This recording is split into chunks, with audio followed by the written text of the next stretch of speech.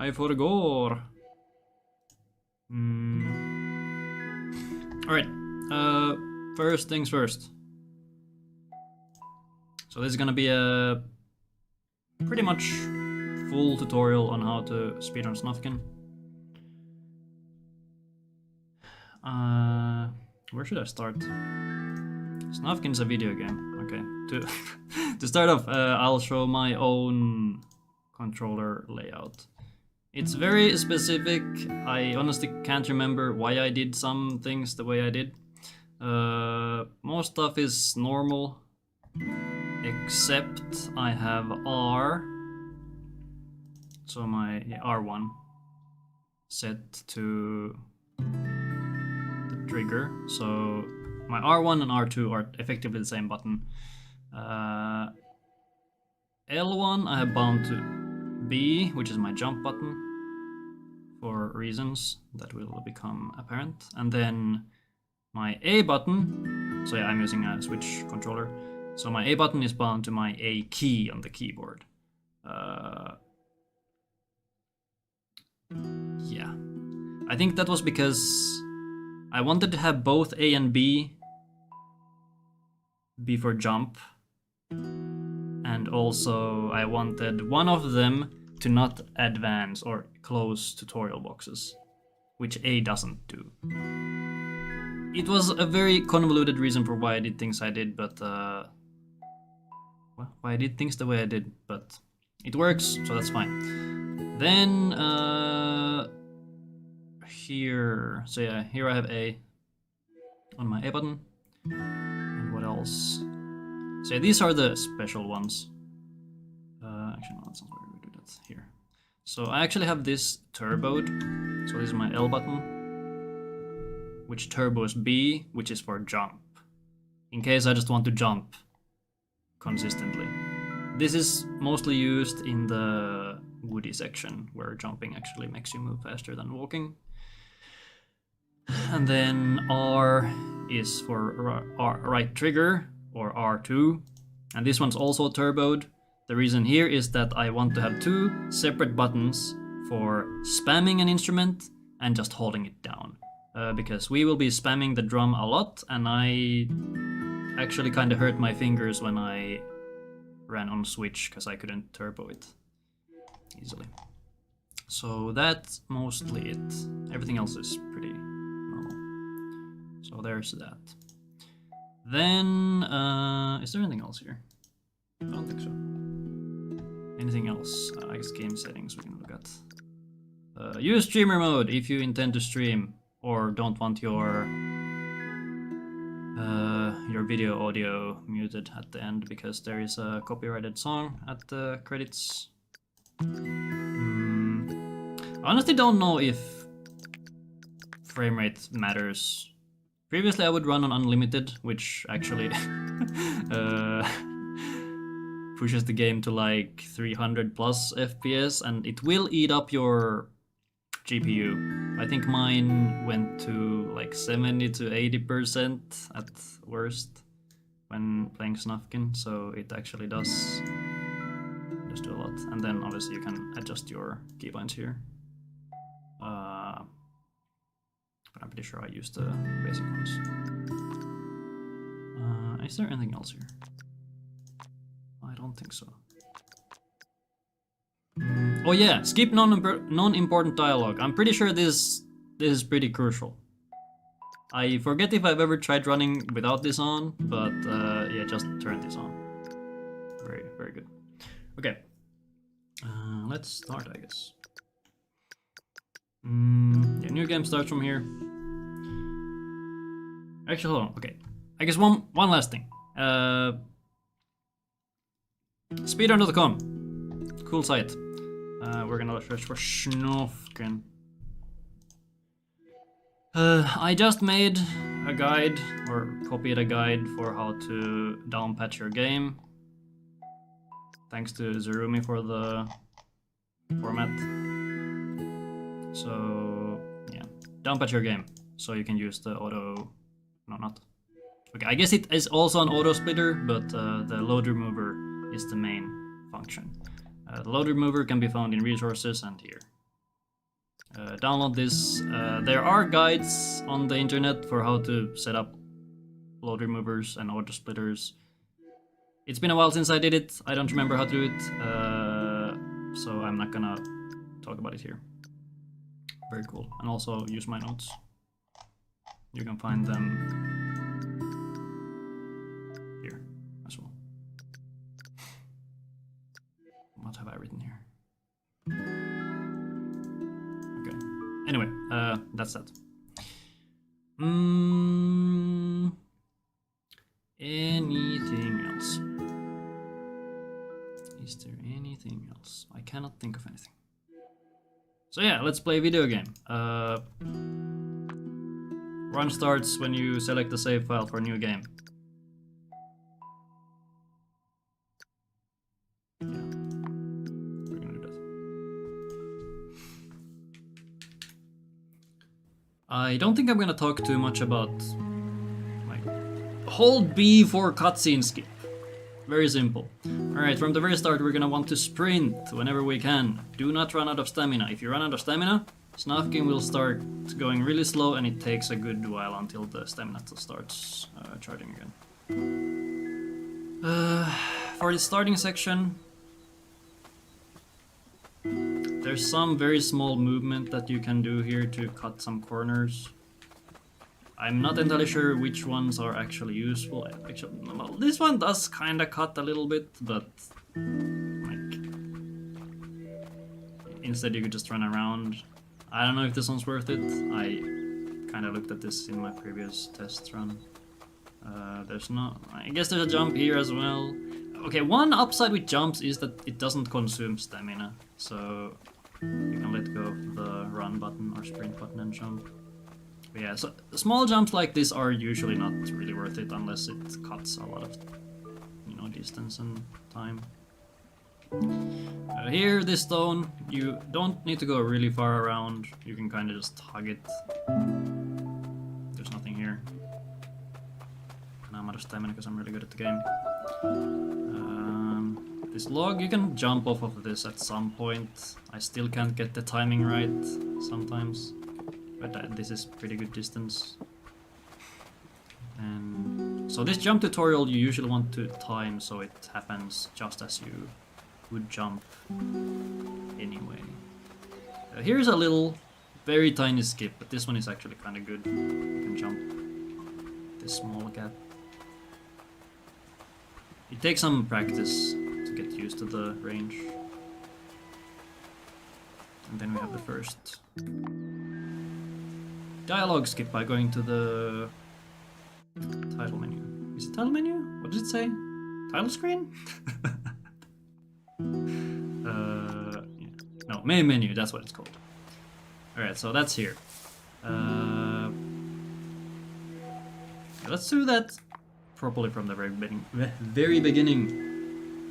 I think I'm gonna do this for a lot of different parts where I go through a section and then or we go through specific sections and then I do the whole section in one go to see how it would be done in practice.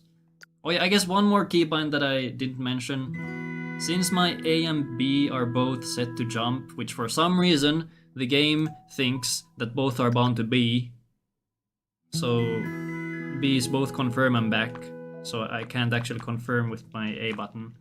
So I have bound my R3, so my right stick press to A.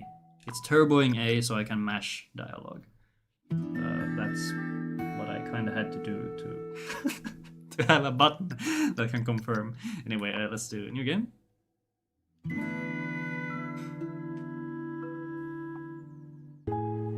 Skip the cutscene. Let me run. I'll try to get this jump. I'll probably fail it. Yo, let's go. Retaining stamina is one of my weaknesses in this game still. I don't run this game so consistently that I would really gain muscle memory for it, which is one of the issues for me specifically. Okay, the moment this creature jumps out, you want to go to main menu. And here you can just mash A, and it will press continue for your current file. Then we continue. We get our first jumps. Don't need to hold sprint there. Okay, so here you want to try to time your jump just before the tutorial box opens up. It's not the biggest time loss, but it's a little annoying because it does stop you. Yeah. It's just a question of practice. Okay, I did find a funny angle here. Yeah, you can jump here. It's kind of hard to time while on the run. But this one is definitely a good jump. The angle is a bit awkward. You kind of get stuck here. So I guess that's a little reminder that, I should jump here. Okay. Now we get to the stones. I'm gonna make an autosave here. So anytime you go to the main menu, the game creates an autosave. We are currently on save 0, so I'll show here on my files. So you can find it through whatever disk you have it on: users, user, app data, local low, and hyper games. Here we have Snufkin. You go to your saves folder. I have a bunch of saves already saved here for later use. So this is what we just saved. It is currently 1309. So yeah, this is what we just saved. We can actually make a copy of this. And let's name this, I don't know. This is Stone Tutorial. So you can save a save in this way to keep testing the same thing over and over if you want to practice. So yeah, save slot 0 is save slot 1 in the game. So we're gonna open the save again. I will demonstrate how the save works. Okay, so we're back here from the autosave that we had. And here we want to get as close to the stones as possible.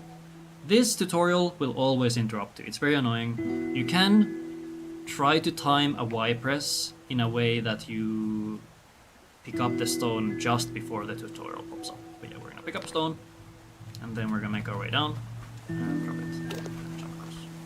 GG. Alright, so now we're gonna try that again. And I will show how I do like specific segment practice. So there's two ways you can do this. One is you can go to your file here. This is the save file text. You can Control A to select everything, Control C to copy it. Then we're gonna close this. Then you open the save slot that you want to save over, or that you want to revert to your previous save. So you open this. We're gonna select everything and Control V to paste over it and save. Or I guess save here. Yeah. I pressed Control S. Then we close it. And now my save slot 0 has been reverted to the save that we auto-saved earlier. So we're gonna do continue. And I should now be before the stone pile. Yay! So this way you can test and practice a specific section over and over without having to start over the game every time. Okay, let's try something different here. I'm gonna try to jump behind the pile. Wait. Oh, interesting. Wait, can you skip this tutorial? Wait, hold up. Wait a minute. Did I accidentally just find a tutorial box skip? Wait. Let's calm down. Let's copy that again. Paste that there. Save. Continue. So, off stream, I had an idea of doing this in a slightly different way. I don't know if this is gonna save time, but okay, we're gonna go behind the pile. We're gonna pick up a stone, we're gonna drop the stone, we're gonna jump on the stone, pick it up again, and jump across. So that's what I had in mind. I didn't know that it will skip the whole stone tutorial, which is kinda cool. I'm gonna go back up and, yeah, it triggers here. That's really cool. Okay. Yeah, let's do that one more time. This is the tutorial text, so we're gonna open up saves.0. We're gonna paste over it. Okay, I guess I should show the other way of pasting over the save. So I'll do this like one more time. All right, so totally new, world premiere. We're gonna run behind the stone pile. We're gonna pick up a stone, jump down on it, drop it in the water, and jump across. Boom. Never before seen tech. All right. So the second method of overriding your save, we're gonna make a copy of the stone tutorial file that we made. So we go Control C, Control V. Now we have a copy of it. We're gonna delete save slot 0 because that one's a file that we don't need anymore. Then we take the copy and we delete the extra text, and that is now my save slot 0. And now we open it again.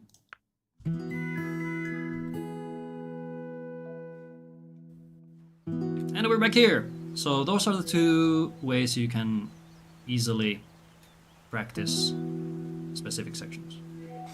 Alright, let's go, I guess. I'm actually kind of stun locked. This is really cool. Alright. Oh yeah, same thing while climbing. You can use stamina to go slightly faster. Okay, will we get a stone tutorial here? Okay, so there is no stone tutorial here, which is nice. For this section, you can actually go really close to running out of stamina here, because we'll be standing in place for a while. So let's imagine I run out of stamina while getting here. Pick a stone, drop it, pick a stone, drop it. Then we grab them and jump. I like to jump while carrying items because I think it goes faster. I'm not sure if it actually goes faster. It just feels better, okay? But yeah, that's how you do it. There's some different setups you can do here. I've seen Gustav, maybe Rurik as well. But yeah, some runners have dropped this first stone farther here. Or like even all the way back there. And then like then have one right here. And then you grab the first stone, you jump all the way, drop it in the water. I guess I can jump in the water. Okay, I have too many stones in the water. You drop it in the water, then you run back here, pick up the other stone. Because it's really close here. A lot of the optimization in this game is just about movement. You want to run as little as possible where you can. So yeah, there's a couple different setups here. Just do what feels right or easy. I like to just go here and drop them as close as possible. You need to be a little careful here, because if you move to a spot where Snufkin doesn't want to drop the stone, he will drop it right underneath. And then you have to jump off the stone, and then you have to pick it up again, and then you have to angle out again, and then if you fail again, then you kind of want to cry. So yeah, pretty simple, a bit of practice and you'll be able to do this very soon. Anyway, let's move on. I think any 2 stone drops should be good enough to get over here. I guess if you fail it really badly, you might have to throw a 3rd stone as well. Okay, let's make an autosave here.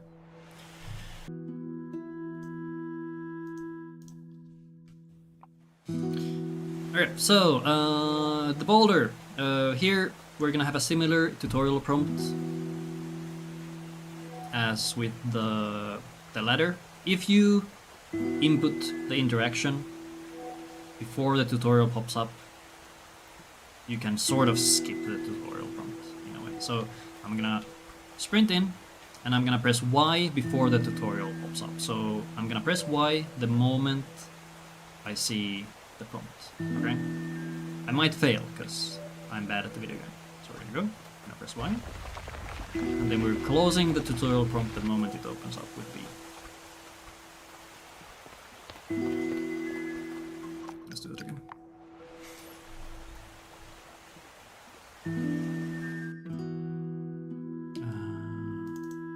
0, paste, save. Hello, alright, continue.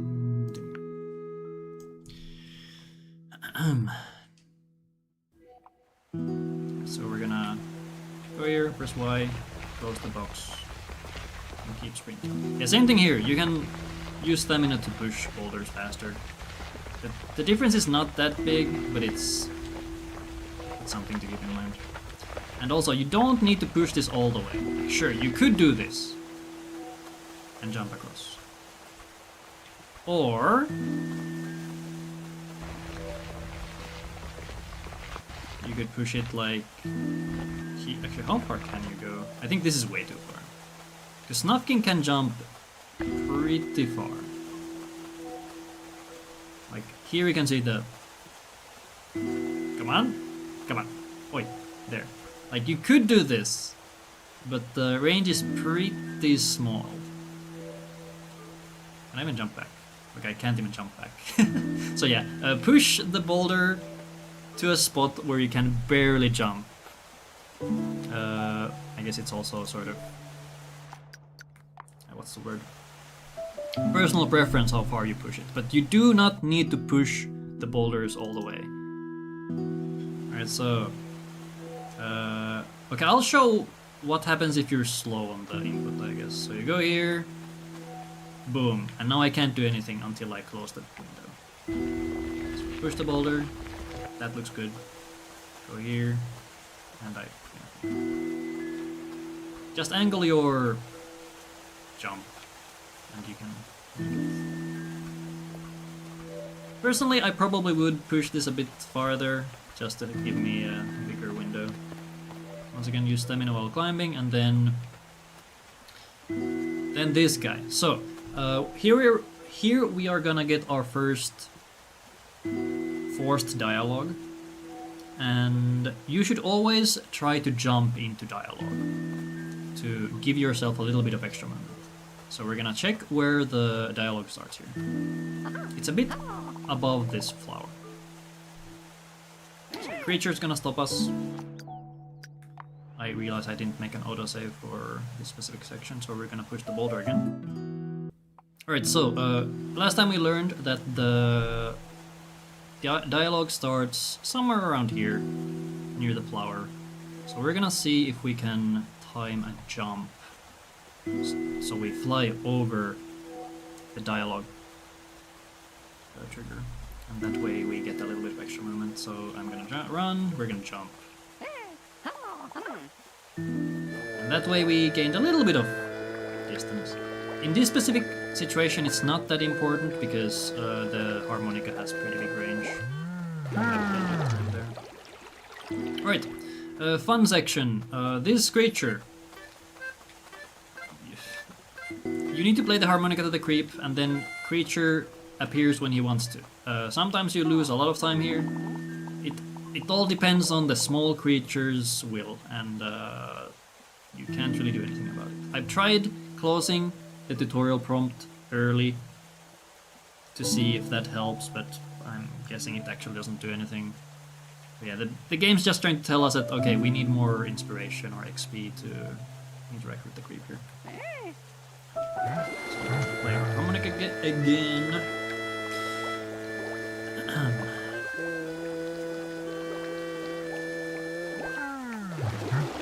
You can clear these tutorial prompts if you want to, it doesn't really make much of a difference. And here, there's going to be a blackbird to the very left. We're just gonna briefly tap our harmonica, and that's going to send the bird flying. So we're gonna go run. Okay, this tutorial doesn't usually happen here. But yeah, we're gonna run, tap, and then grab all the XP here. I think I'm getting them all. There is some good way of getting these in a really nice sequence, but but I keep forgetting it. Here's another one of these pushing tutorials. Try to get to the log before the tutorial pops up. And also, I guess another nice detail is if you interact with an item or with an object from a distance, you kind of teleport it. So try to do these as early as possible. And for this log, you don't need to push it all the way. I think this should be enough. So push the log, run here, get these 2 XP here, and then head back to the log. I like to run as far up as possible, so you can jump onto the tip of the log. I suppose you could also just do like this. You do not need to hop onto the log from the very back. This is unnecessary. Just use the middle if you want to. Then we do the harmonica. I should have made a save right before that, but let's do that faster. To show how it's supposed to be done. This will be the last time I show this. But yeah, we're gonna delete, save slot 0. We're gonna copy this one, the same as the tutorial, and then we make that our save slot 0.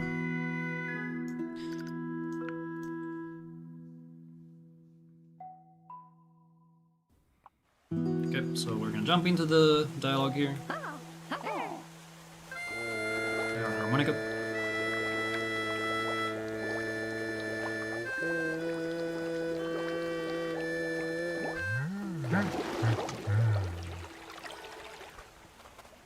And then we pray that the creature is nice to us.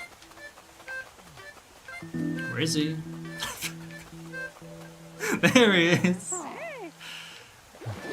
Sometimes he appears right away, other times he decided, nah, you need to play a bit longer.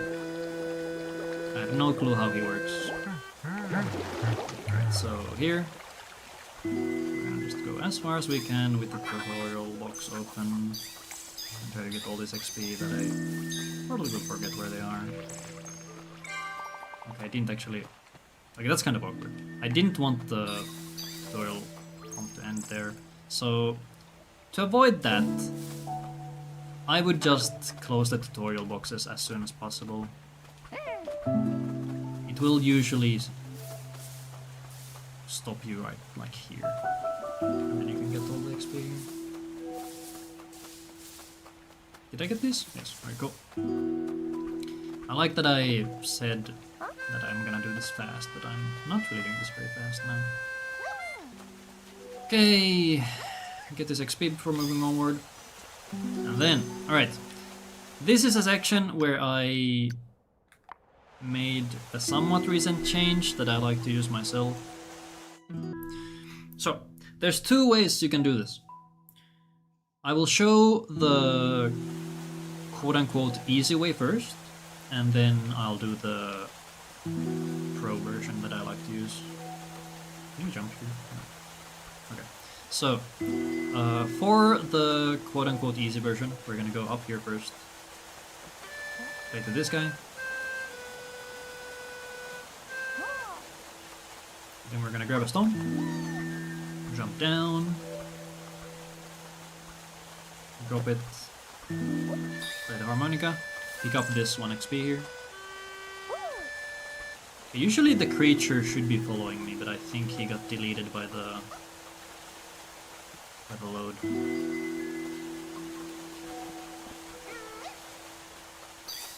Got this, push the log a bit, and then I'm out of stamina. That's not part of the script, and then jump across. Okay, so that's the first version. Let's go and do the pro version next.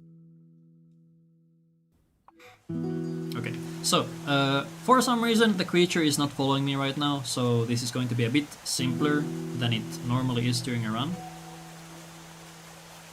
But, okay, so here's the pro strat. You continue down right away. We're not gonna pick up a stone, we're gonna use this one. So we're gonna jump down, pick up the stone, go here, drop it, go up here, play the harmonica. And so, this section changes a little bit depending on where the creature is. Sometimes the creature likes to follow you all the way here. If you see him approach and you're up here, and you see him skitter, like he comes here, like, hello, Snufkin, please wait. He's gonna jump up to you. What you want to do is keep playing the harmonica, move back, so the creature jumps all the way up as well. And then quickly jump down, pick up the stone. This is very important that you pick up the stone fast, because if you're slow, the creature will jump on top of it. Or the creep. So, okay, I'm gonna show it like this. So yeah, see? Now the creep is on top of the stone and you can't pick it up. If the creature is following you, that's two things that you need to be careful of, because if he is following you and you stand here normally and don't mind him, he'll keep standing on top of this while you're up here. And then you can jump down, sure, but the creature will stay on top and you can't pick up the stone. So, if you see the creature and the creature is close to the stone or standing on top of it, run back here to bait him back and then jump down. So yeah, once again, your harmonica, jump down, not that far. Harmonica, jump down, pick up the stone before the creature or the creep can jump on top of it. Jump across, drop the stone, and jump. You need to be a little bit careful with the creep, because sometimes he likes to start jumping back and forth here, like you saw in the first example. Okay, do this and then go here, play the harmonica. And we're done.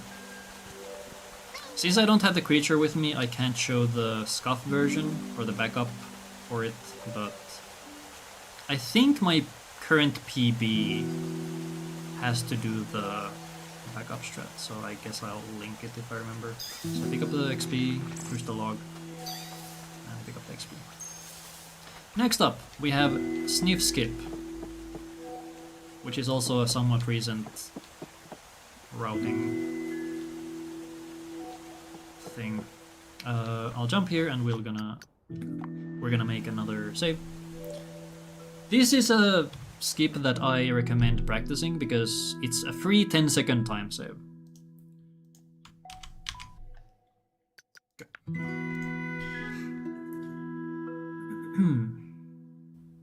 So, what we want to do is... I'll use the pen here. So, there's a cutscene trigger around here. Once you pass this line, Sniff will start talking to you and saying, save me from the spider! What you want to do is, you want to get as close to this cutscene trigger as possible, because somewhere around here, you will be just in range to harmonica the bird. Because here, if I play the harmonica, let me get rid of the... Can I just... There. So, the harmonica can't reach the bird because of the stones. You can't reach him from here either, actually. Okay. Just for science, let me see if I can push this further. Okay, you can't reach the bird. So, what you can do is you can approach while playing, do stutter stepping, aim for this flower, it's a little bit above it. There. You can see that the bird is now interacting. I'll show how it works when you fail. So, I try to stutter step, I can't find the angle, and then I go too far. Boom. Sniff is like, oh, please save me from the spider. Oh, sorry, the monster. And then you're supposed to play the harmonica and save Sniff. So that's how the game wants you to do it.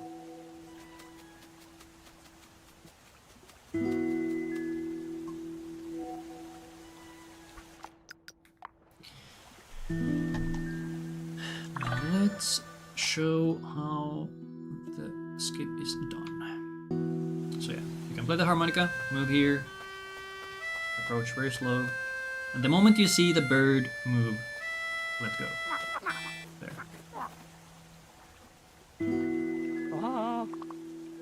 And now the first part of the dialogue doesn't happen. Instant 10-second time save. We're gonna go here. Can I please jump?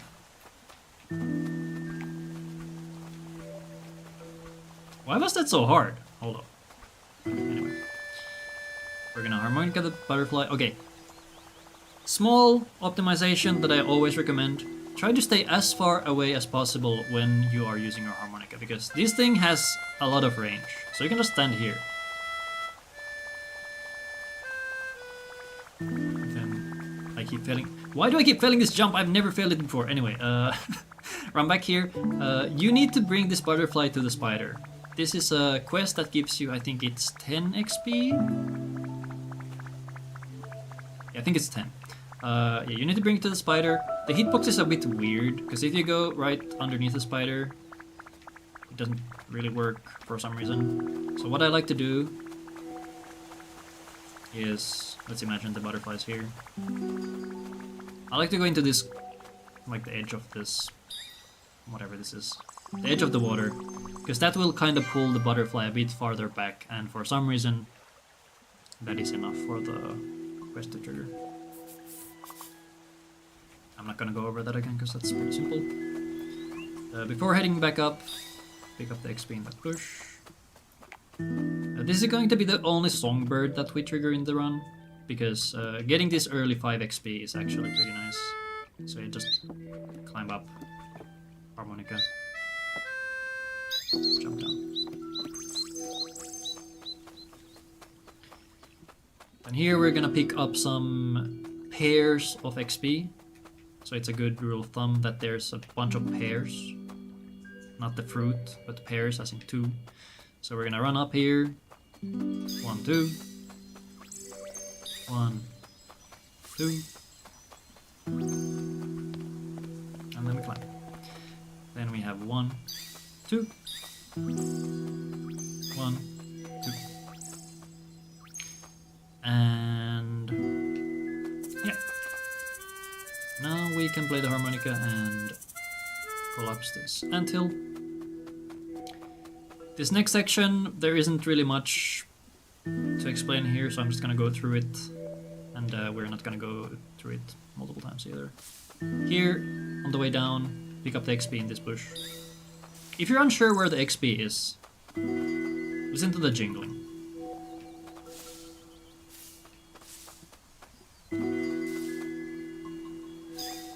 Alright, so here, just play the harmonica while going down. That way you will trigger this creep as soon as possible. Stay as far as you can from them, so you can move ASAP.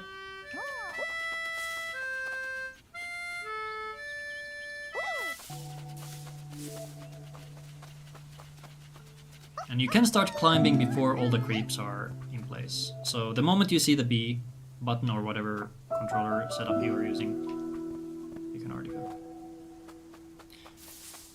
Then we get to our first signs. I personally like to pick up some signs because they are pretty XP efficient, or they are the standard for XP efficiency in my opinion.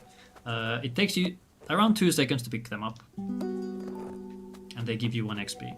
But the bigger upside is that you're not moving during it, so your stamina will recover. So the efficiency is pretty good in my opinion. And then I recommend just jumping here. Whenever you see a ledge like this,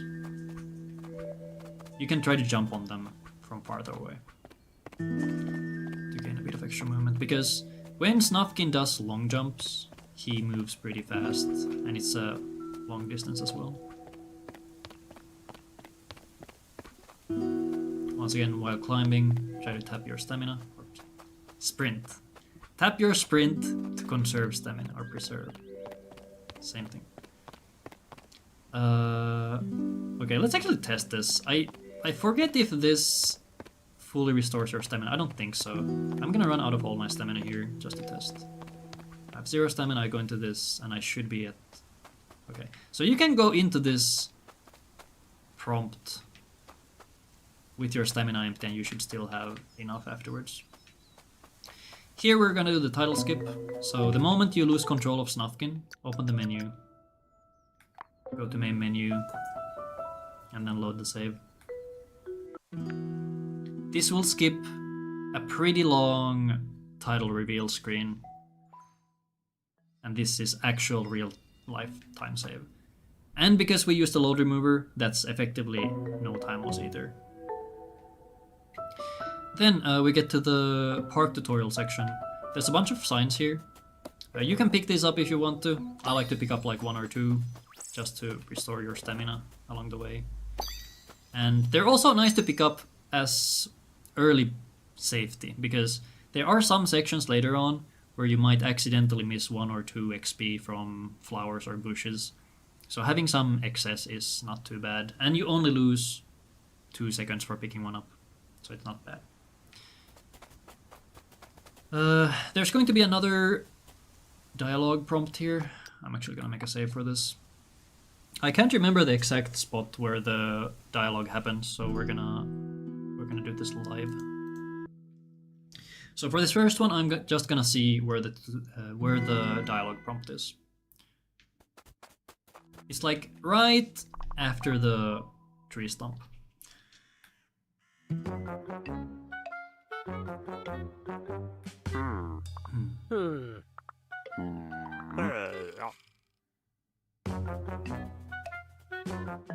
So right after the tree stump, and then the next one is around the tree stump as well.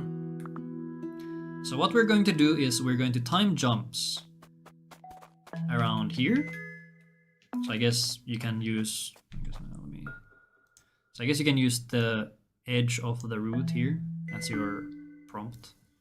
And here I think it was around there that the prompt happens, so you should jump like around the middle of the stump here.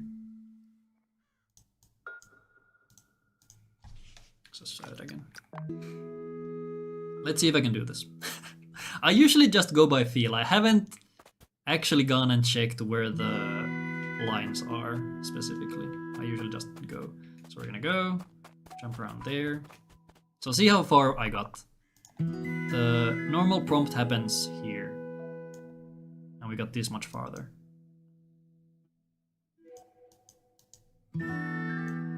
That's like at least 5 years of time save.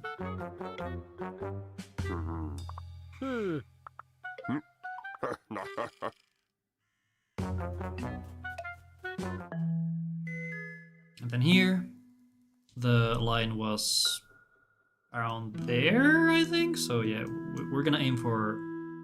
I guess you could use this small gap in the sand. What am I doing? Yeah, we could aim for this as our jump. So let's go. Boom. If you can time it really well, you should almost be kissing this guy. Actually, I'm pretty sure I've managed to get a jump all the way here. You can experiment with the range. I guess we could also do it right now, since I'm sort of doing a tutorial. Let's experiment a little bit. Not too much, because I do want to get through the whole game, ideally. Okay, so we're gonna run, jump. Okay, let's see how far I can go on this next one.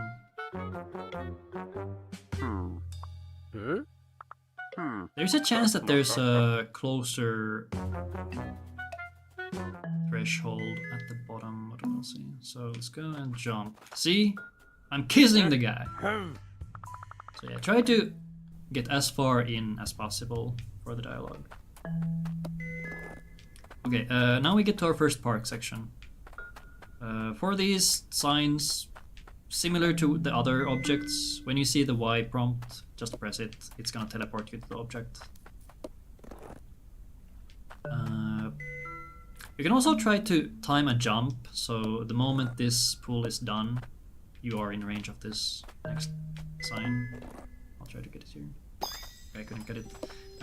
When I played on Switch, I did this a lot, where I try to time a jump the moment the sign is about to be pulled up. So I get Why is my game not going at 1 million FPS? I turned off Vsync. Oh, actually, okay. I guess this is a good spot to bring this up. So, if you do have an NVIDIA GPU,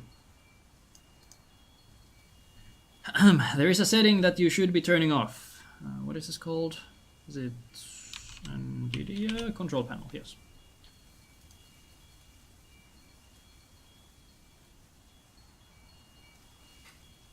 Alright, NVIDIA control panel, everybody's favorite. Here in Managed 3D settings, go to the very bottom, we have vertical sync. You do not want this to be on fast. If it is on fast, it will sometimes break the cutscenes and the game will just be very scuffed. Let me actually turn off vertical sync. Let's see how that goes. Let's hope my computer doesn't blow up. There we go. NVIDIA control panel is one of the sussiest apps I've ever encountered. There are some games that break when you have vertical sync set to fast. I don't know why. But yeah. Okay, we're done with the tutorial part. It drops us here. There's 3 XP that we need to pick up. The first one is in this first bush. The other one is... Actually, so you want to go straight. Then there's one like around there, I think. And then there's one more all the way across. And we're gonna pick up those. It might seem weird to go this far out of our way just to pick up some XP, but these are efficient timing-wise. There. Okay, then more signs. I like picking up this first one because it restores your stamina. There's 1 XP in this bush. You can pick up this one too to get stamina back. Then we have another dialogue prompt or dialogue trigger. I think it happens around here? Maybe a bit closer if you approach like from here. So let's actually make another save. Apparently we're gonna be making a lot of saves during this. My apologies. I did not script this because doing things live is more fun. Okay, so we picked up the sign here. We're gonna go up here, pick up 1 XP here. Alright, so let's see, where does this happen? Okay, so it's right above the bird. Right there. I guess you could use this bush up here as a pointer. Maybe. Usually when I jump into all these dialogues, I just go by feel. As much as I like math and stuff, apparently I'm not very scientific in my methods. Let's go try to jump into that. Okay, so we come from here, pick up the XP, and jump.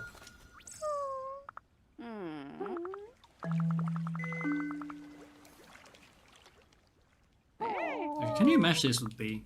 You can mash this with B. Crazy. Alright. Here we're just gonna pick up a stone, we're gonna drop it. You don't need to jump on it.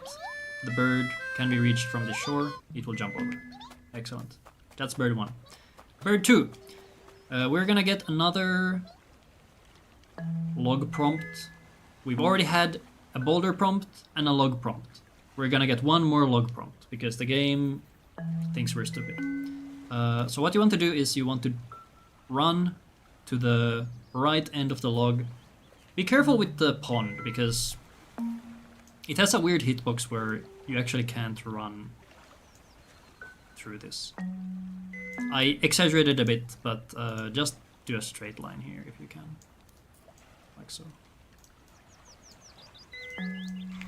So we come from here, we're gonna run to the end of the log, and then we're gonna press Y the moment we see the prompt. I usually go by feel, but if you want like a trigger, look for the prompt where the Y button shows up. So we're gonna go Y, and we get the prompt. While the prompt pops up, once again, press B, so you can use your stamina to pull a bit faster.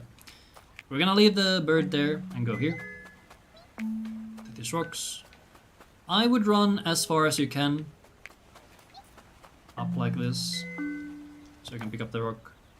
I personally like to jump once upwards. This usually brings you into range. And then you play.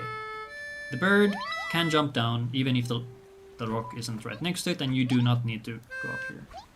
It's okay to be down here and you will reach the bird.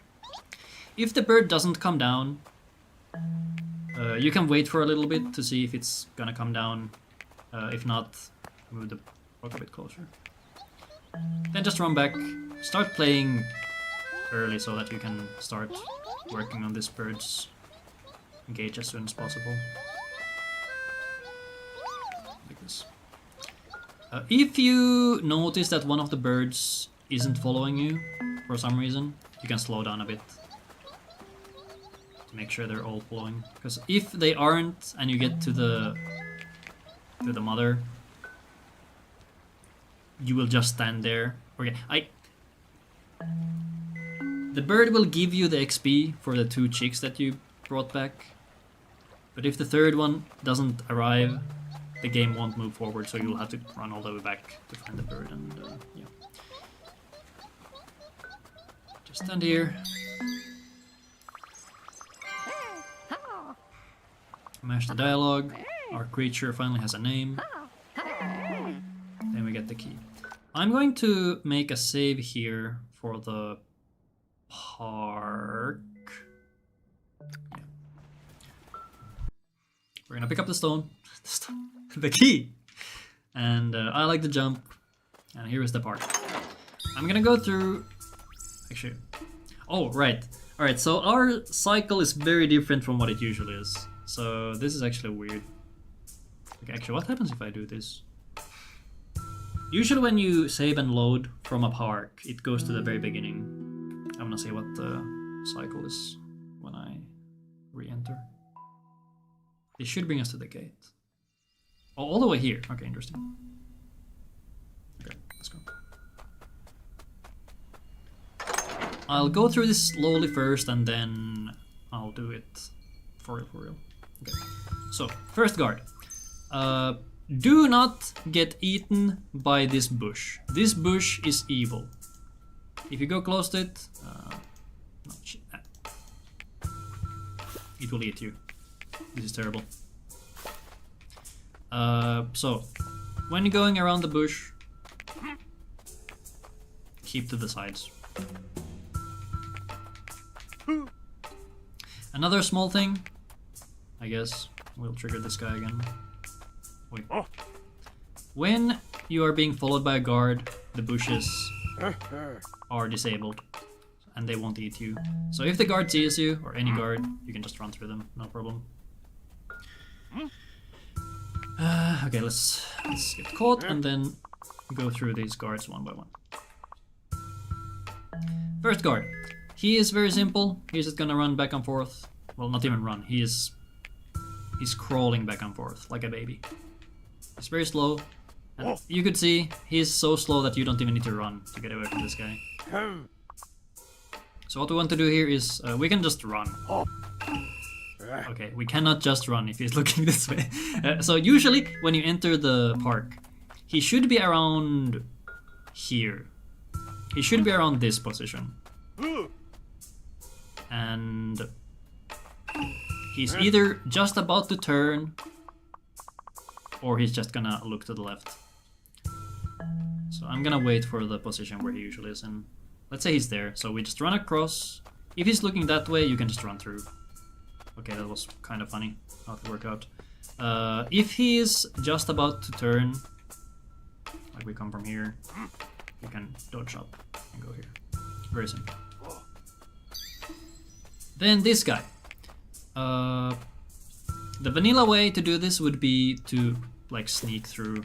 This is bad because the bush can eat you, which is bad. So what we're gonna do is we're gonna trigger the guard and just run. The guard will lose us on the bush, because he can't see through it, because he's funny. So we trigger him, just go across. You don't even need to run, but obviously use stamina where you can, because going fast is what we want to do in a speedrun. I know, crazy. So go up, trigger him, run across. GG. Okay, I guess there is one variant where you might have to do something a bit different.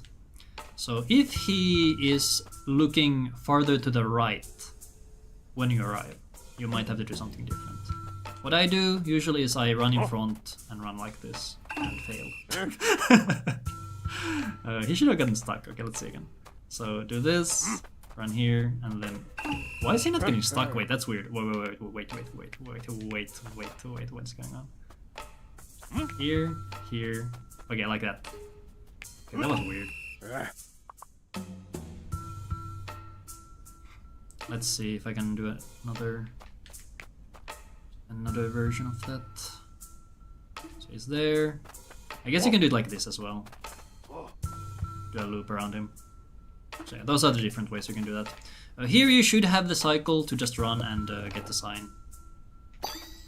Depending on how badly your early section went, you might have to wait a little bit. For this guy, we're just gonna run across, or rather behind him. And here.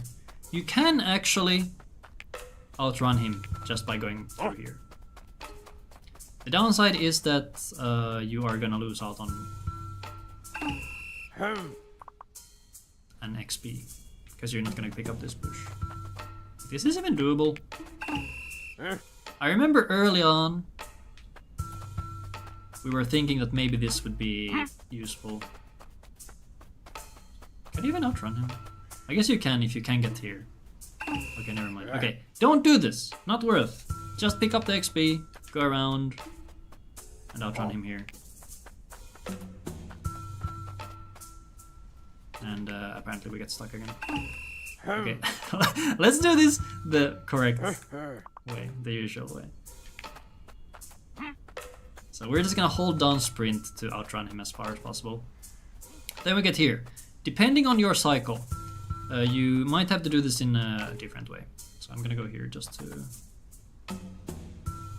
show. If you arrive while he's still moving up or chilling up there, you should have enough time to pull up this one, then this one, and then go up across here. Because when you pull up this, you're not in range. So you can do this one even while he's looking into the hedge. Some cycles, the guard will be standing around there already, so you just have to wait here. You could do some really risky maneuvers and run through the bush and get the guard stuck. But honestly, just wait. I'm gonna show the quote-unquote fast cycle where he is away. So let's say he's like there. Pull up this. Pull up this. Run around. Don't get eaten by the bush. Make sure you're not close enough to get eaten. So you really want to go around here. Okay, I guess you can go a bit closer, but I would just stay away. Okay. That's that one. Then next one, just run across. Approach this bird while already playing the harmonica to activate him as soon as possible. Shoot it at the bird. No, shoot the bird at the guard. Take the key. Go to the gate. Get the sign. Get this. As you run through the gate, start playing already to activate the bird. And do this. Depending on the cycle, once again, depending on if things have gone bad previously. Oh, you can see far. What? That was interesting. Interesting. Yeah. So if you arrive, let's say here, and you notice, I guess I can't go. The guard stays stunned for quite a bit, so you should be able to just do this. You can outrun him usually. Like here. Interesting. Yeah. If the guard ends up following you, you should lose him around this part, so it's not the biggest deal. see if I can reset this. Alright, let's say you did this. Oops. You pulled up the sign, you're on your way. We're just gonna run into this guard. You can pick up this 1 XP if you want to. This one takes 1 second to push down. So it's slightly faster than a sign. So you can just run straight through, use all stamina, restore some of it, keep running.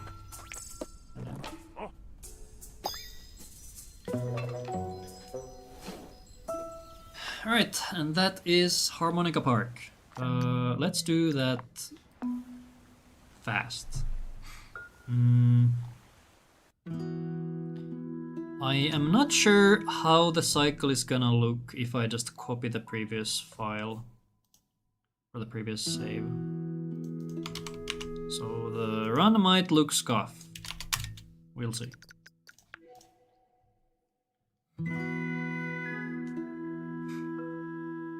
We should have the key, so I'm just gonna go. Oh, I don't have the key. One. He is looking up, so I go around here. He's lost. Go here, pull this guy. Oh, he didn't see me? Hello? He sees me. I run.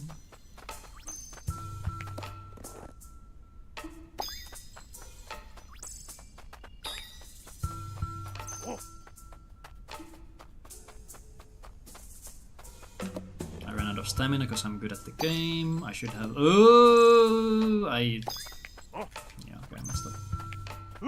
Here we can try to lose the guard, but not worth it. I ran out of stamina. Don't run out of stamina, and you won't have to worry about this.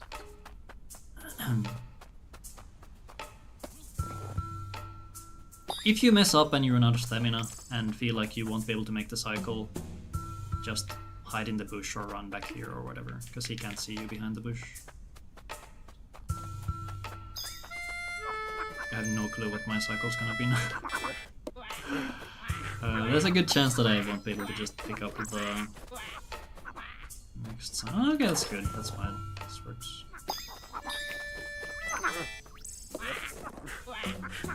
For some reason, I always have a hard time timing the interaction there for the sign. Yay! Okay, not flawless, but it's a clear. Okay, here is one. I ran out of stamina. I'm really good.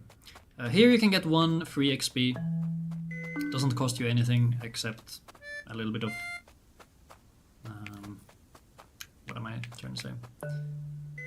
A little bit of multitasking, because you need to move and play the harmonica at the same time. So we're gonna run. We're gonna go here. We're gonna activate the bird and shoot it at the bush. You can keep moving, keep sprinting, just aim at the bush. Oh.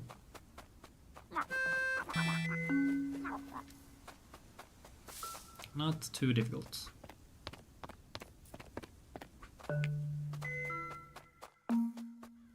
Here, as you approach these holes, just start playing the harmonica a bit earlier. You can also jump onto these before they fully show up. I'll try to show it here. So we're gonna play. Oops. We're not gonna jump because I didn't see. Okay, I'll show it in the next rooms. Go on the log. Here you can time a jump at the peak. If you do it too early, Snufkin might jump in place, which is a bit awkward.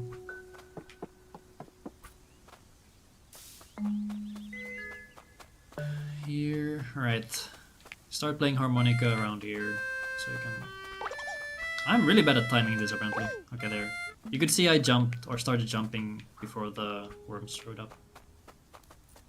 And here we're gonna pick up 2 XP.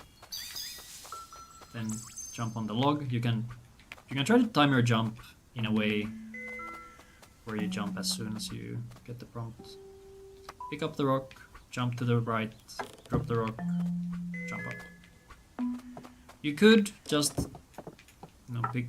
You could just pick it up normally and then walk but I feel a jump gets you exactly where you want to be. So it feels good. I jump up, push the log. You do not need to push this log all the way either. I think this should be enough. Yeah. You can get away with quite a bit here. Yeah, that's too far. You can try to use the notches or the... what do you even call these? Like the... oops. The spots where the branches used to be. Like here and here. You can use these as checks, or you can use this to help you see how far you need to push. So yeah, this should do it. And now we are in Moominvalley, yay! Here you can do a small jump off this ledge. There's 2 XP here. Very important to get this, because these are very fast to pick up, and they're right there. There's 3 here in these dead bushes. Then we get another... okay, this one is actually a cutscene trigger instead of a dialogue trigger, so I'm gonna make a save here. This one is a little finicky, because the position at which you need to jump is a bit difficult to see, in my opinion at least.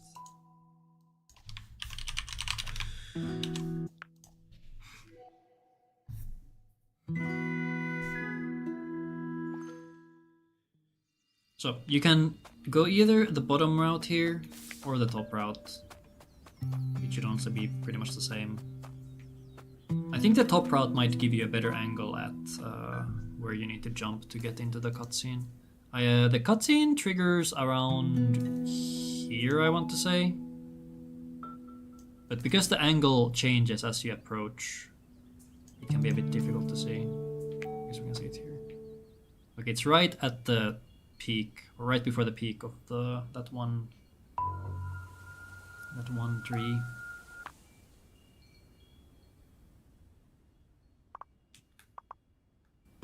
So we want to jump before this point. Let's try that again.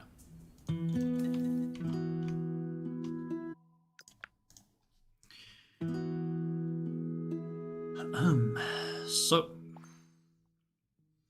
we're gonna go the top route, and it was it this one? I think it was this one. So here is where the cutscene triggered. So you want to jump before this. Let's see if I can time it. Usually this is another one that I just go by feel. So let's see. So I come here, I sprint and jump. It's gonna stop you right where the cutscene is gonna start. But after I skip this cutscene, I'm gonna get nudged forward. Boom. We're gonna keep running. So this is a slight skip that can get you a little bit ahead. Let me keep mashing here. We're gonna get another cutscene. So while the tutorial prompt or the quest prompt or whatever is up, the cutscene won't start. So you can keep running during it.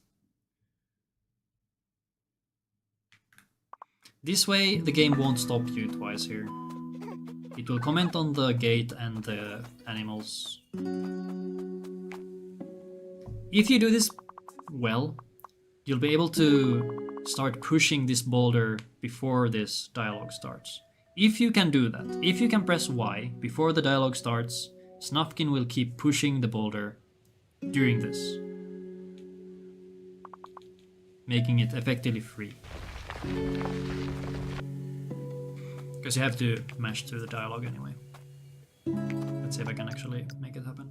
So if you don't want to go for this, if you feel like it's not worth it, you can just pick up an extra XP here. Depending on how good you are at executing this whole segment, you can even get this and still make it to the boulder. This one does require quite a bit of practice to get the timings right. Okay, let's see. I'll do that one more time and then we will keep moving on. Let's see, can I make the jump?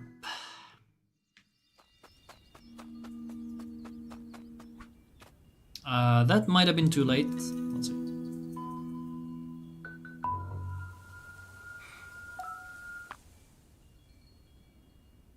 Oh, no, that's good. Okay, so we're not gonna press B, we're gonna keep the quest window open. We're gonna keep mashing our stamina. And just as the window is about to close, you want to input a jump. If you can input the jump, you should gain even more distance. And now, if you can get this far, the Boulder Push should just be free. I'm going to be cocky and pick up the extra bush as well. Let's see if I can make it. Actually, should I? Okay, now I feel a bit nervous. Yeah, I'm gonna skip the bush. But yeah, do not close the quest box. Keep it up. Keep running. And now I'm mashing text and Snufkin kept pushing the boulder. So yeah, that's what you want to see. I had plenty of time, so I could have easily gone down to pick up this one as well, but I'm not gonna pick it up now. There's 1 XP here. As you get around this area, I think there's a jump tutorial. I don't know. It's a sprint tutorial. Here, I think it's around here. The game's gonna tell you about sprinting. And you want to jump into that, and then you want to keep mashing B to input another jump to also close the tutorial. I think that's the nicest way to go through that. So we're gonna run. Oops, I'm not even focused on the game. We're gonna run, we're gonna jump, and I failed the jump. I'm so good at the game. So, it happened earlier than I thought, so it's around here. So what you want to do is, after picking up this bush, jump and jump. Oh, actually, okay, I think this is the reason I bound both B and A to jump, because I want to be able to jump and close the tutorial box at the same time. Depending on your button setup, I guess jump, mash B, and jump as well. I think you could probably do something like mash both at the same time. Anyway, let's keep going. There's 1 more XP here. I don't think I've ever heard this song this long. This sounds nice.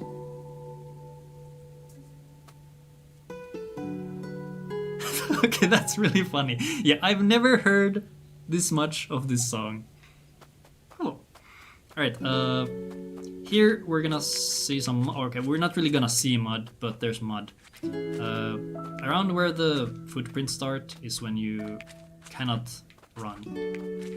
So the moment you hit this area, start jumping. And then you should be out in 3 jumps. 1, 2, 3. And then we're gonna get to the Groke section. Sure, I'll make a save. Actually, now there's no reason to even make a save. The Groke section is pretty... You know what? I'll make a save. Fine, I will make a save. There isn't really much you can do that changes the Groke section. It's very simple. You might see on the Steam forums some people complaining about the Groke section being really difficult, that they keep getting caught and whatnot. It's very simple. Just don't get caught, forehead. It's, yeah. So, okay, I'm actually seeing that the file size is increasing again. I think saving over and over actually does make the files bigger, which is interesting and a bit worrying.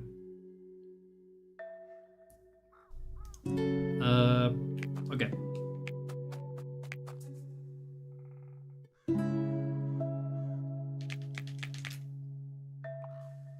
We're gonna get a cutscene skip here after the loading screen, and then we jump.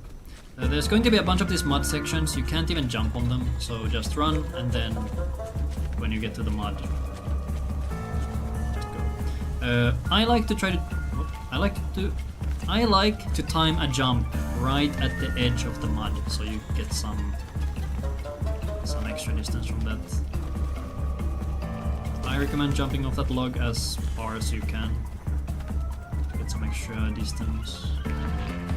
You don't need to move this boulder all the way, so it's enough to just do this and you can slip through.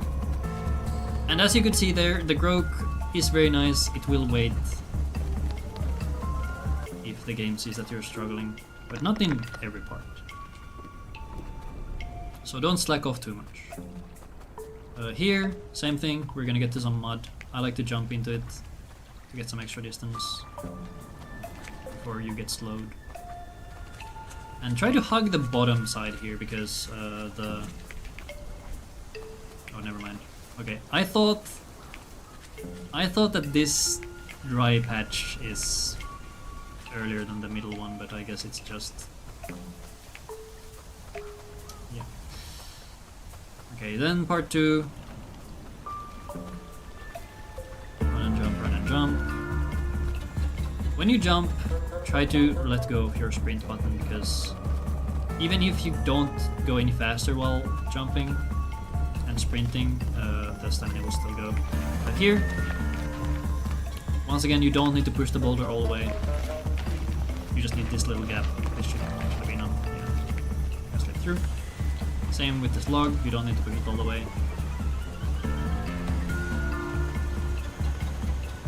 I like to time a jump onto this log as well, because you will get slowed down on top of it.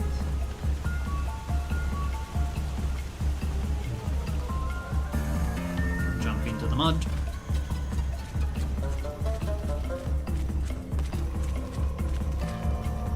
Jump on the log, and just keep running.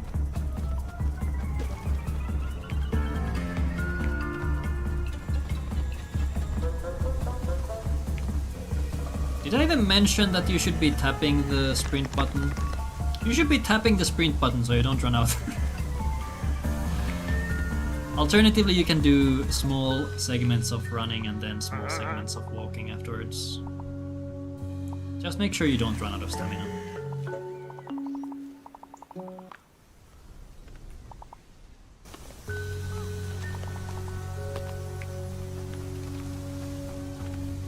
Okay, here is another small dialogue skip, or not skip, a dialogue trigger that we're gonna push some movement into.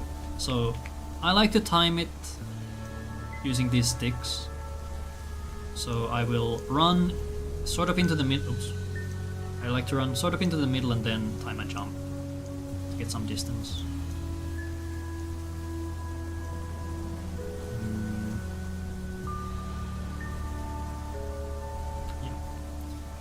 You could also just not do that, also very okay. I'm gonna show how I usually do it, just to demonstrate. So, run into the sticks and then jump. Once this dialogue is over, Snufkin should get nudged a bit forward. And that in turn should trigger the front flames right away. Because the Groke won't appear until the flames are lit around this area. So that way, when we get nudged forward, I think get to like around here. That should flame up this whole area, and then you can run back and trigger the Groke. If I think about it a bit more, I guess just going backwards and then lighting up these flames for the Groke up here might make more sense. I haven't actually timed it. This is what I'm used to. This is what a lot of runners back in the day used to do as well when we started the speedruns. So this might just be a bad habit. But yeah, as you can see, I get nudged forward and then just a bit of movement and flames over here. Might have as well.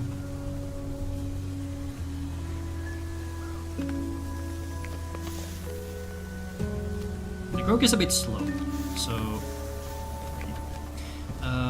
there are 3 leaf piles here that I do like to pick up. So you would go all the way left and then go here. Because of the smoke, this last one is a bit difficult to see, but just run left and then like so.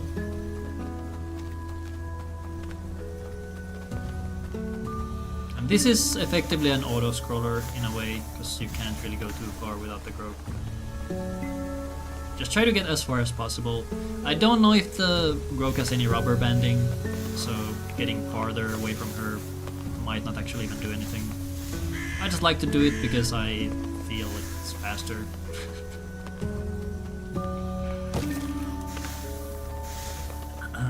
We do love some magical thinking in the speedrunning world. Here you can try to time a jump with this dialogue to get a bit farther, but it's not that big of a deal. It might not even do anything. There's another dialogue nudge here. I am not entirely sure where I usually do it. I usually go by feel. It might be like around there somewhere? No clue. We'll see. So let's see. Come from here. But yeah, you should jump off of this log. Some of these logs have weird slowdowns when you get on top of them, or to the end of them. Yeah. So when you get here, run as far as you can, so you can jump to the middle of the log and then jump off of it. Or not. Huh? What is going on?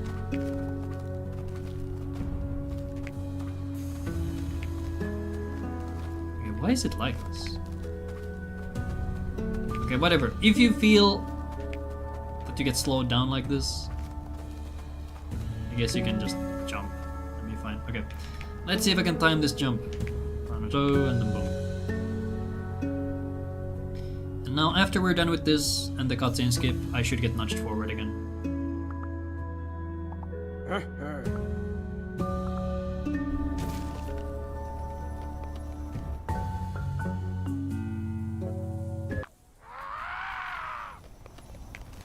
Nice scream.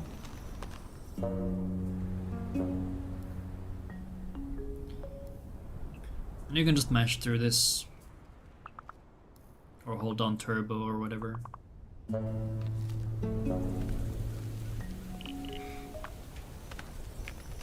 I guess one detail here is that you don't get your stamina restored while that cutscene is happening, apparently. Yeah. Run. During this section, you could swap to the flute, because that's the next instrument you're gonna use. So we're gonna go and head to the load screen. Here, keep spamming or keep mashing sprint and hold up, because you can get out of the loading screen a bit earlier than it actually looks. So I should have started from here, but because of the sprinting I was already here when the load was over.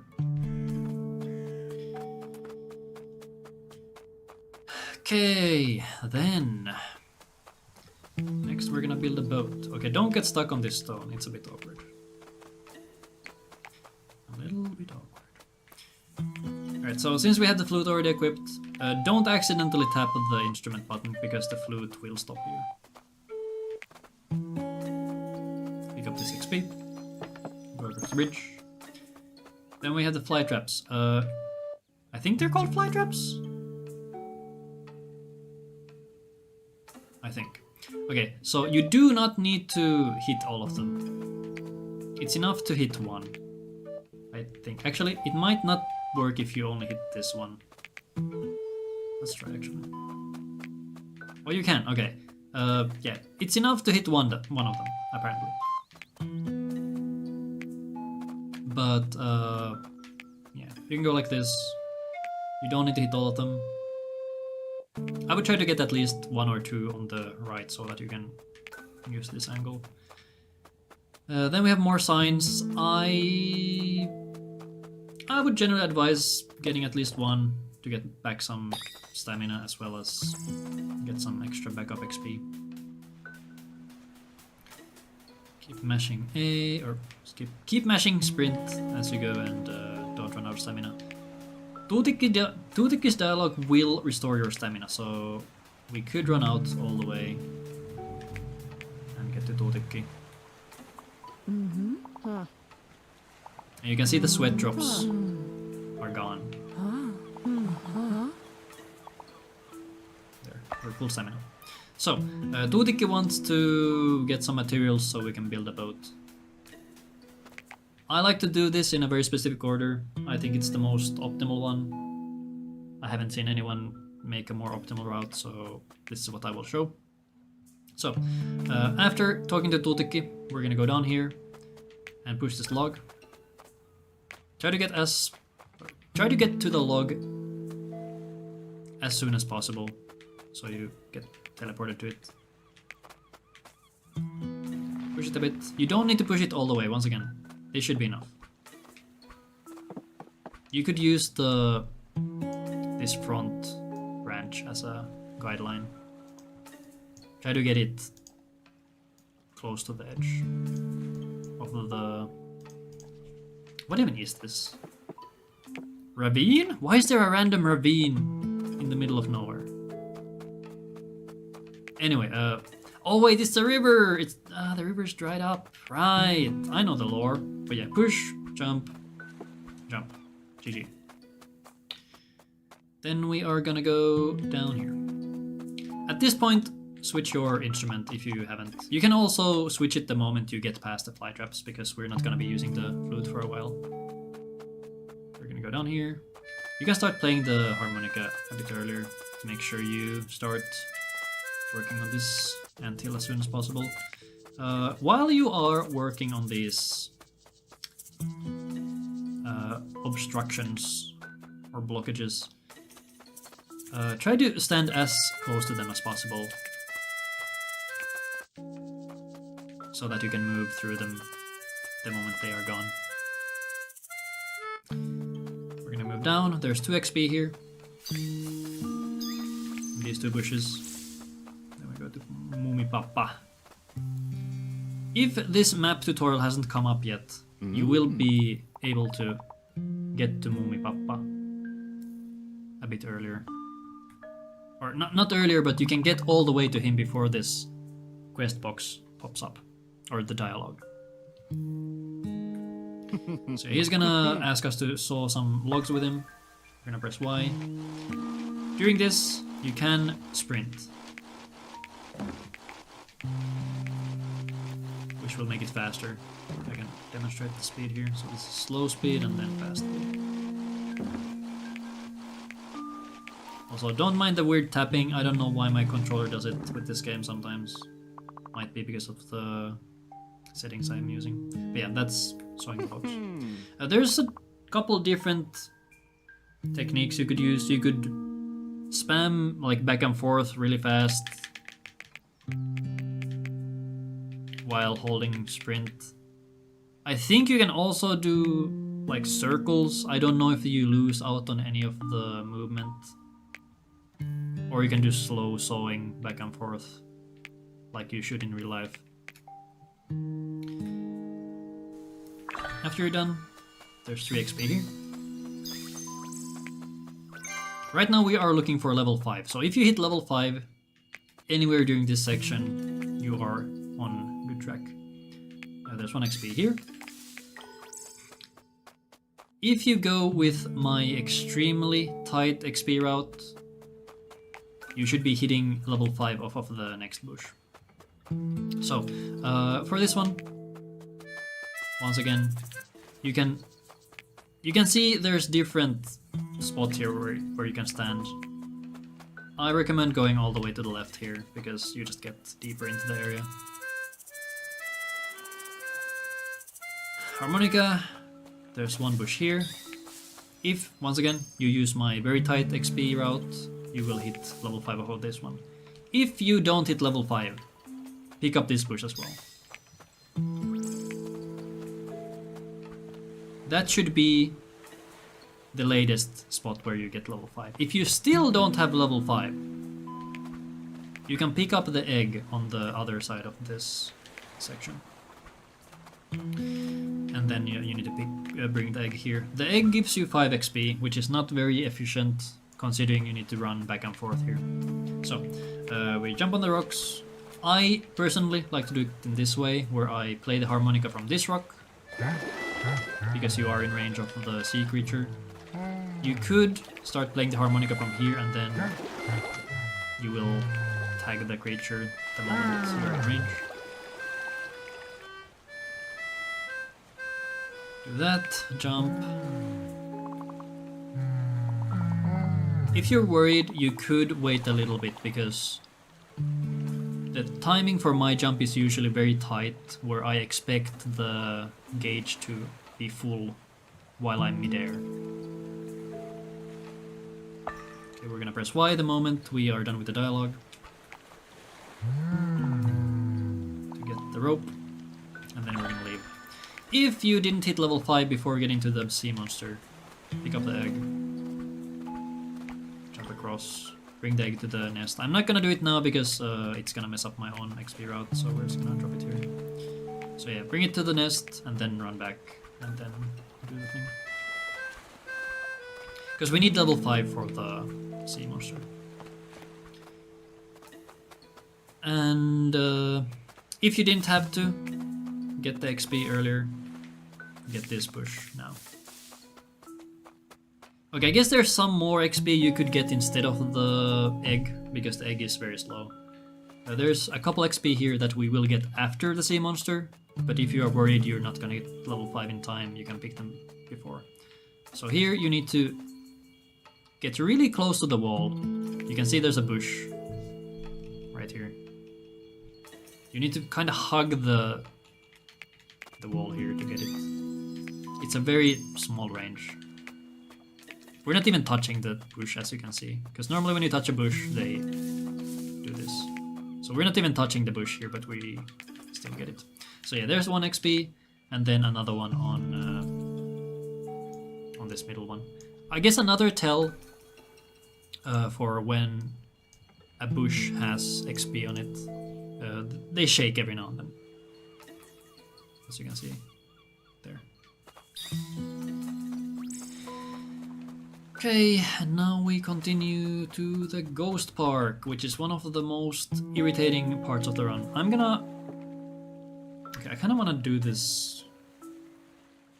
Do I want to do this multiple times? Okay, I'm gonna make a copy of this one as well. I might want to restart the game actually, because these save files are getting really big again. So I'm actually gonna do that.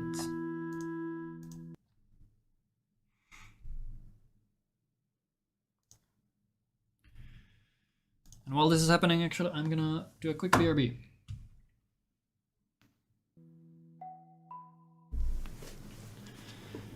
Alright, this is also a friendly reminder to everybody to drink water and take breaks while learning speedruns. It is totally fine, even if the runs won't be eligible for the leaderboards. So I guess if you do a lot of practice before runs, remember to close the game in between. Alright, so Ghost Park. Ghost Park is one of the most irritating parts of the run because of the guard AI being extremely inconsistent. So first off, what you want to do is, I guess you could pick up this sign if you are a bit worried about running out of stamina, because when we trigger this park, our stamina won't be recharging while the dialogue is happening. So if you run into the cutscene and your stamina is really low, you will not have stamina for the park. So I guess while learning, you could go here, pick up the sign, then go here. This will guarantee that you have some stamina going in.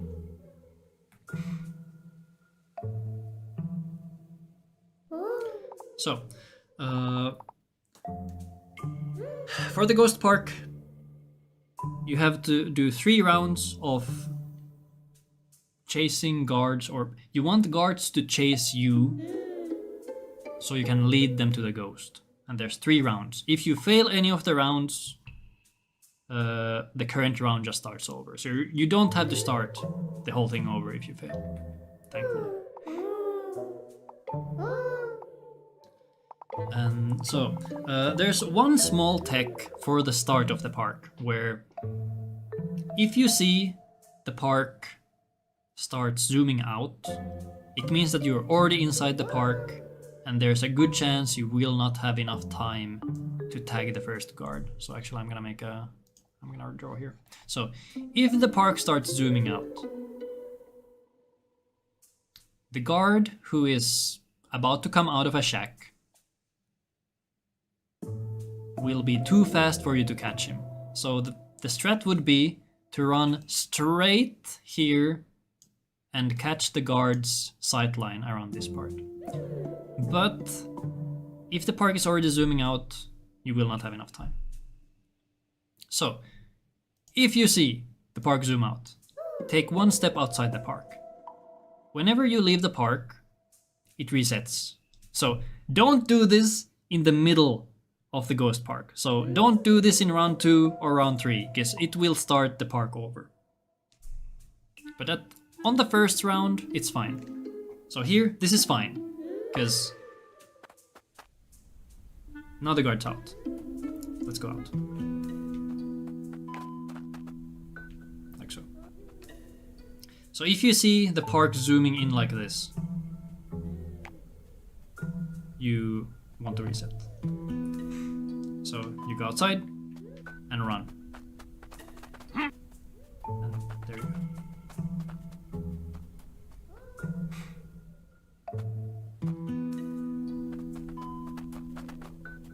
This is what happens if you let the park just zoom out if you were already inside. You don't make it. So yeah. Step outside and run. You do need to go full speed. You need a pretty much full stamina bar to make it. For next one I like to stand here. And don't run here. These guards are really slow, so just walk. For the next one I think I usually stand around this part. And go like... Okay, I failed. Yeah, so for this first one... Oh, that's awkward. I'm gonna reset the whole thing. Let's start over. Here. Oh wait, what? Okay, I was wrong. I thought the whole thing starts over when you go outside. Today I learned. So I guess if you get caught, you could just start over and run here. Okay, how do I even show this now? Wait, where does it spawn me?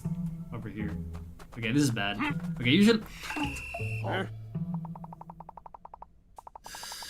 Okay, so I guess I can't demonstrate this now. I need to reload the save. Ah, but it's bloated again. Oh my... Oh, the save file size is getting so big. I could load some of my older saves, but I don't know what my XP is on them.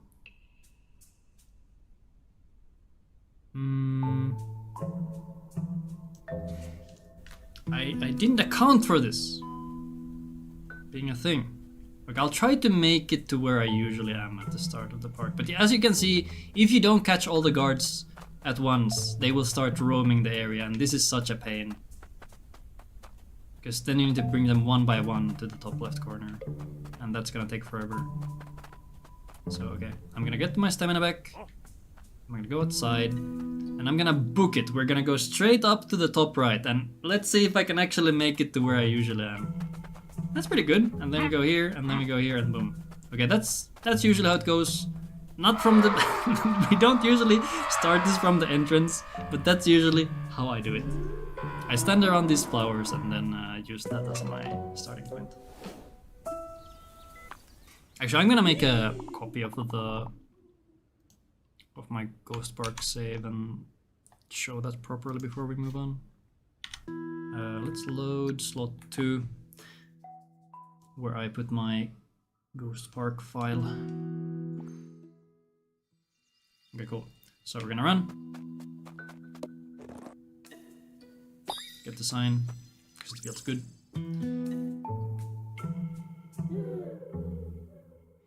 Let's see if I can demonstrate the zooming out.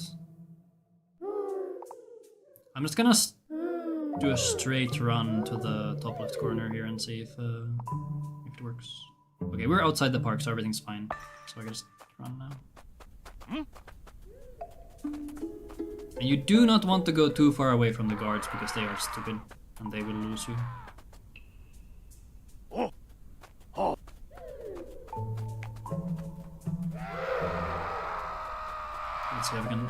Let's see if I can make this work without messing it up. Alright. There we go. So that's how I usually do it.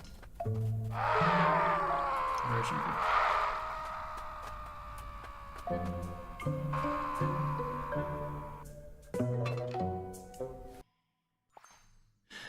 And now we are getting to the Snork section.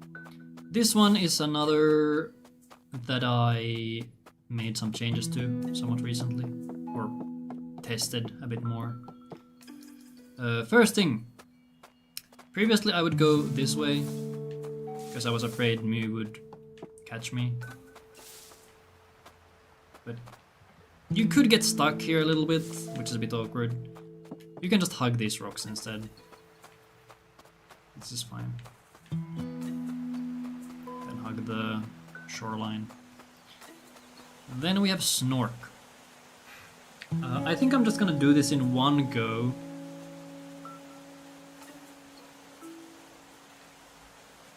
And try to explain as we go. Actually, we could do 2 attempts. Or should we?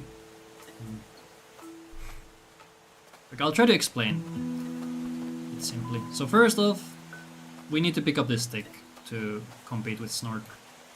So here we're gonna jump up, climb up, harmonica this fish. This will make the page start coming down. Pick up the stick, pick up the page, go down. So that's what we do before Snork. Then I'll show this a little bit before we start the competition. So at the very start, when we come down these rocks, interact with Snork ASAP so you can start the competition as soon as possible. We're gonna harmonica this fish and hold back Snork's stick as long as possible. Then once our stick is getting closer to the fish here, we move over and let our stick go past it, and then same here. And here's the big variant, or variation to the route that I made more recently. So instead of going straight to the log, we're gonna run across here. Make sure you don't hit me. You shouldn't, but just keep it in mind. You can pretty much just run straight across. You should be safe here. We're gonna run across, and we're gonna harmonica down this anthill. Because we need to do this later anyway. But because this section is effectively an auto-scroller, the more we can do here, the better. Because it takes 5 seconds or so to harmonica down this, so that's 5 seconds saved from later. Then we're gonna go down here. There's 1 XP in the bottom fern. I think the trigger point is around here. We're gonna pick up that XP. Then we go across. Once again, don't hit me, should be easy. We're gonna run across the bridge. We're gonna let our stick pass by calling this fish to this side. Then we push the log. And then we're gonna push down the ladder. Only 1. Then we run across again to the next fish, which is, it's gonna be this one. To let our stick pass. And then we go down and push down the second ladder. Okay. I will now demonstrate it in one go. Hopefully it goes well. And at the very end there is a very special skip that you can try to go for. It costs you nothing to attempt it, but it's very inconsistent. Okay, so imagine we just took the page. We go down, mash Y. To trigger Snork. Mash. Start playing. Oops, I got blocked by Snork. Here, try to stay as far from the fish as possible. This gives you more leeway for the next one.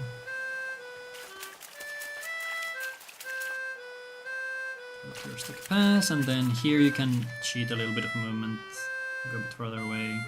That should be safe. Be sure that your stick actually gets past the fish.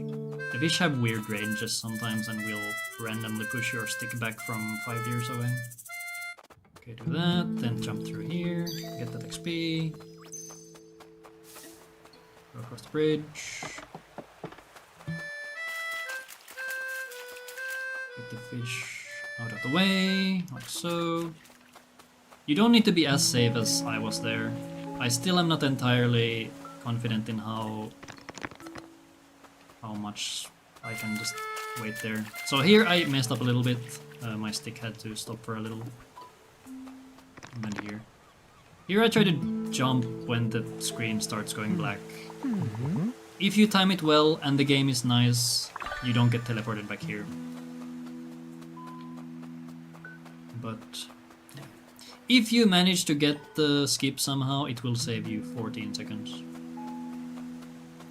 But yeah, the reason we set up this log is because later in the game we do want to jump across it to get these dandelions. So it's just nice to set it up already. So if you somehow manage to get the jump or the warp skip, you should be here. I'm not, once again, not sure how it actually works. Or what makes you actually stay here. It has something to do with the interaction with the ladder. Yeah. That is it. Then we need to get to Tuutikki. Here you can do another one of those dialogue trigger jumps. So we're gonna jump into this dialogue to get a bit closer to where we need to be. So I'm gonna run down and then jump.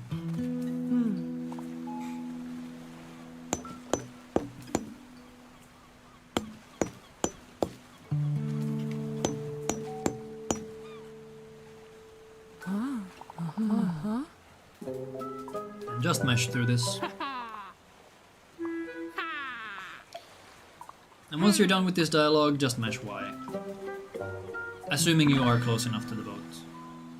If you aren't, just move a little and mesh Y. And that is Moominvalley, and my save file has now bloated up to 9K. Is it gonna keep bloating as I get more progress? What is actually bloating it? I'm so confused. Actually, can I? What is the excellent? Okay, I'll try to keep an eye on that. Hopefully it doesn't get bloated again. Okay, in YouTube chat, Gustav asks, how do you get Lil My dialogue skip consistently? I'm assuming you mean the dialogue on this island. I'll try to get it. It's mostly just movement. You want to stay ahead of her if possible. I don't know if it's possible with this current setup. I don't know if you need the quest box to stay up. But just stay ahead. Easier said than done.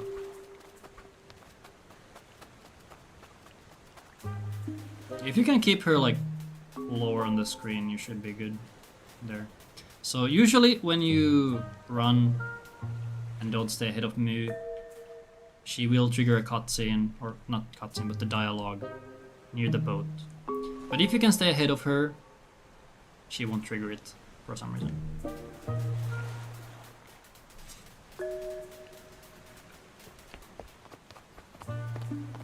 Okay, actually before I continue, let me make a copy of the...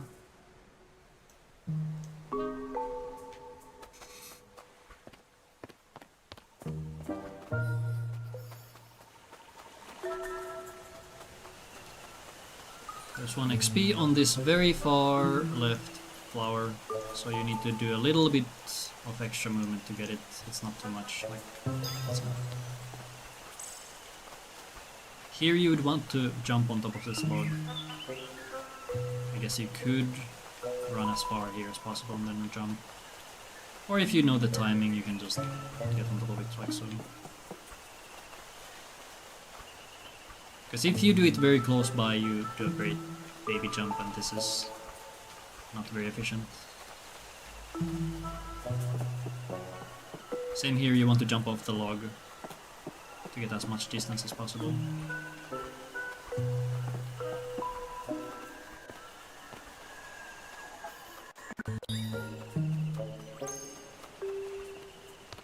I hope the audio glitching is not something that's gonna break my game. Okay, now we get to the barrels. So anytime during this movement, you should switch to flute. And here you can jump on the log from here, or you can go next to it and jump to the middle. I personally like going to the middle. Jump off of it. There's 1 XP on this second flower. So try to get into range.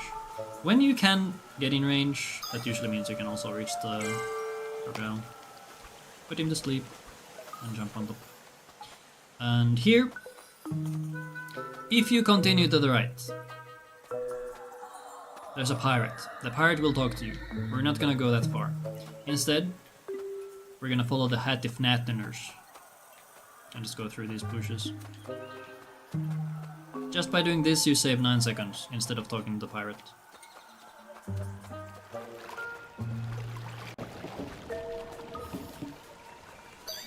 I guess here I could also mention that the log jump here. Ideally, I guess you would jump into the middle like so. But you can also just jump onto the tip. I like going to the middle when possible.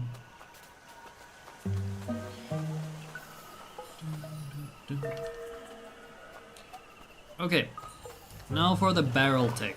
I'm not gonna make a save for this, we're gonna do it in one go. So, what we want is we want to jump across and get the XP in this bush, and then get down this ladder. If you want, you can also skip this. It's only 1 extra XP, but it's effectively free, so you might as well get it. So I'm gonna showcase that. Another method to do this is just riding down the barrel. That's what I show here. So we approach the log, we pull the log, pull it all the way, jump on the barrel, jump across. Get XP, push down the ladder, get the page, and then keep running. Then we pull the log, and then get on the log and jump on the barrel.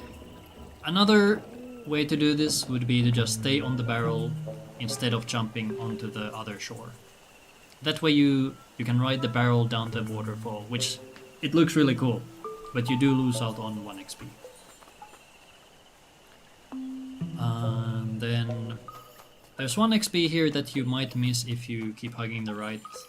There's one on, I think it's one of these flowers. There's 1 XP. So try to hug a bit left when you get to this area. So run a bit up, stay near the left, like so. Then I kinda want to make a save for the night park.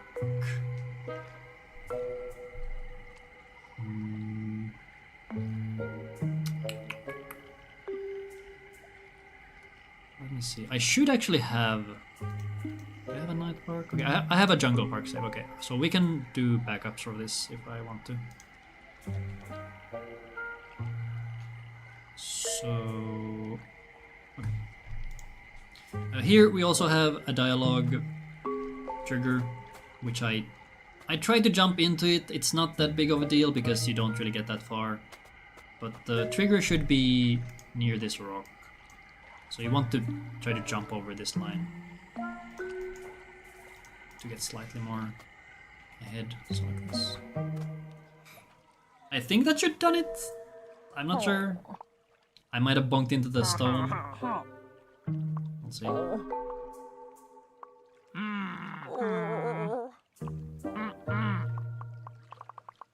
There we go. Beautiful. Here you once again have an option to grab some extra signs. Like this one's really good. But I'm just gonna go into the park.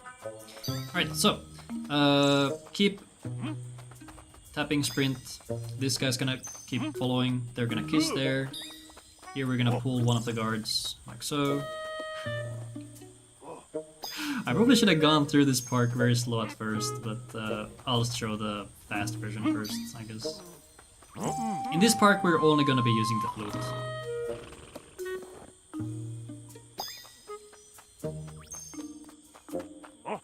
There's actually some variants here that I kind of would want to test with that guard, or this one.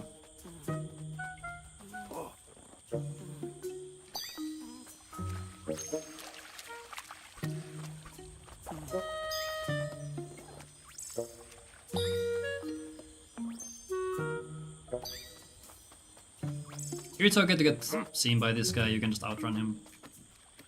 Never mind. That has never happened before. Okay, let's see. Can I do that again? Yeah, that was weird. Okay, I'm gonna wait for him to turn. Okay, just run. You should be able to outrun him. Like that. Let's try again. Let's try to do it again one more time.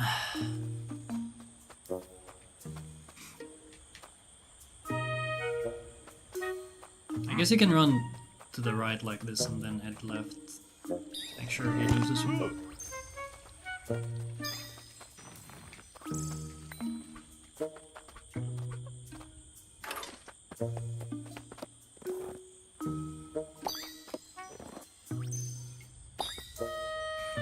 Here you can also jump into this dialogue. But I failed it.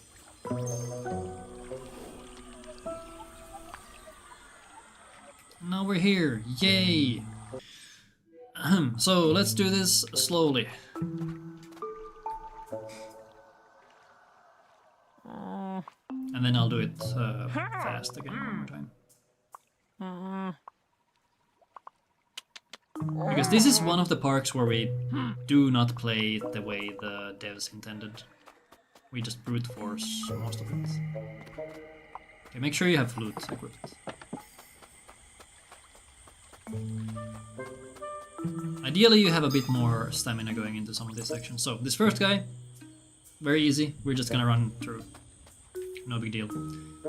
It's very important that we keep running because he might catch up if you start slowing down. And usually he collides with the next guard for some reason. I don't know how the guard AI actually works, but for some reason they really like hugging. So we're gonna run in, just go, and just cut the corner ASAP. They should lose them and they will be hugging for a bit. If they keep running and following you, that's also fine. You will be able to lose them quite easily. Next one, let's take this one.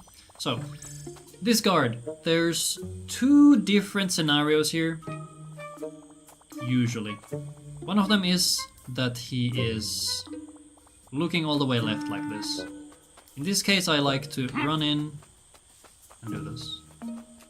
And then pull up the sign, and that's it.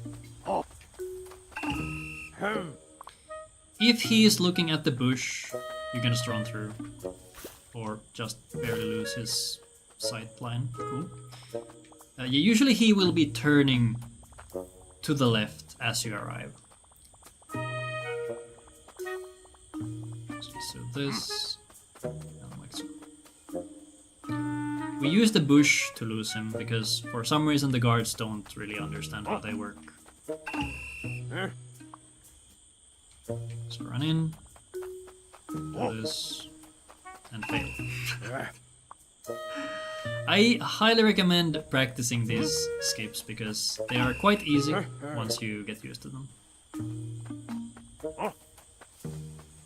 Like, it's really easy when you understand how it is supposed to go. And you don't want to get eaten by the bush. That is why we only go close to it once we have aggro from the guard. So... I'll do the other scenario one more time. Where I have to go fish him.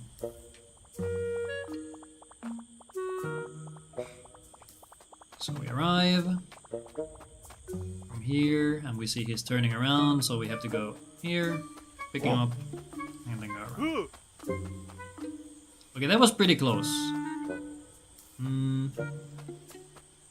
Let's see that again. So you run, pick him up, go here. Huh. But you get the idea. Lose him on the bush. However you do it is up to you.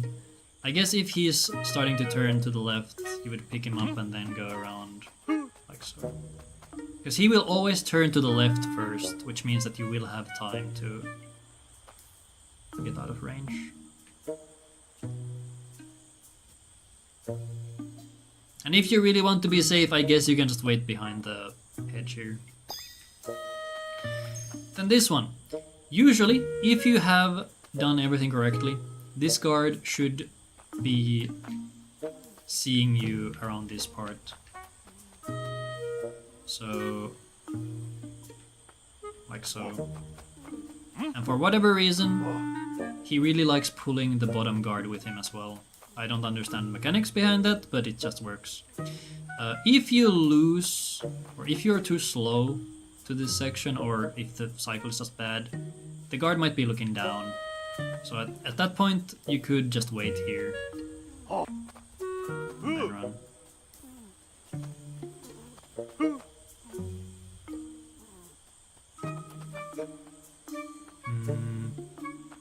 And I guess if he's in the middle of moving to the bottom, you can try to catch him like... Okay, that's actually really hard. Hold on, let me see. Let me see if I can time this realistically. So here, and then here. Oh.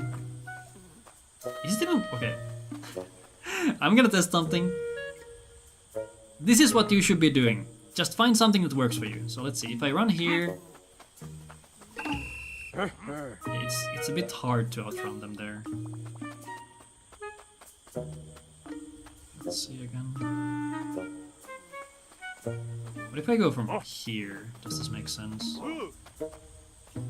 I guess you can make that work, kinda?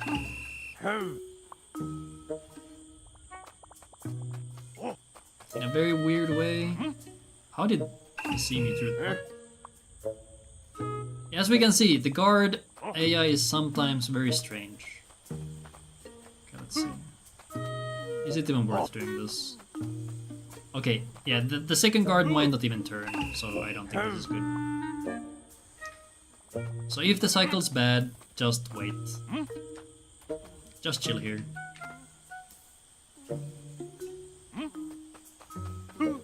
Alternatively, yeah, you can get to the bush easily, because they aren't even chasing you.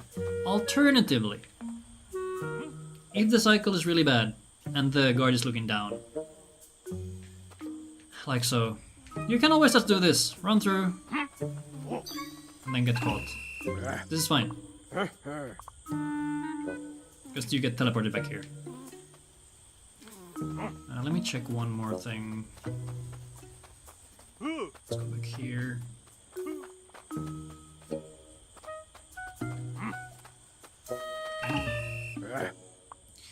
Okay. Can we stop? I'm getting bullied. Look down. Okay. So you could run through and try to lose them here. I don't think it's worth it. Like, you can try to maneuver your movement in a way where you dodge them while they turn around, like that. There are some scenarios where you can turn the corner and they just get lost somewhere else. Find something that works for you and go with that. Here with these three, you only need to put the last one to sleep. It doesn't matter if you put all of them to sleep. As long as the last one is asleep, you're good.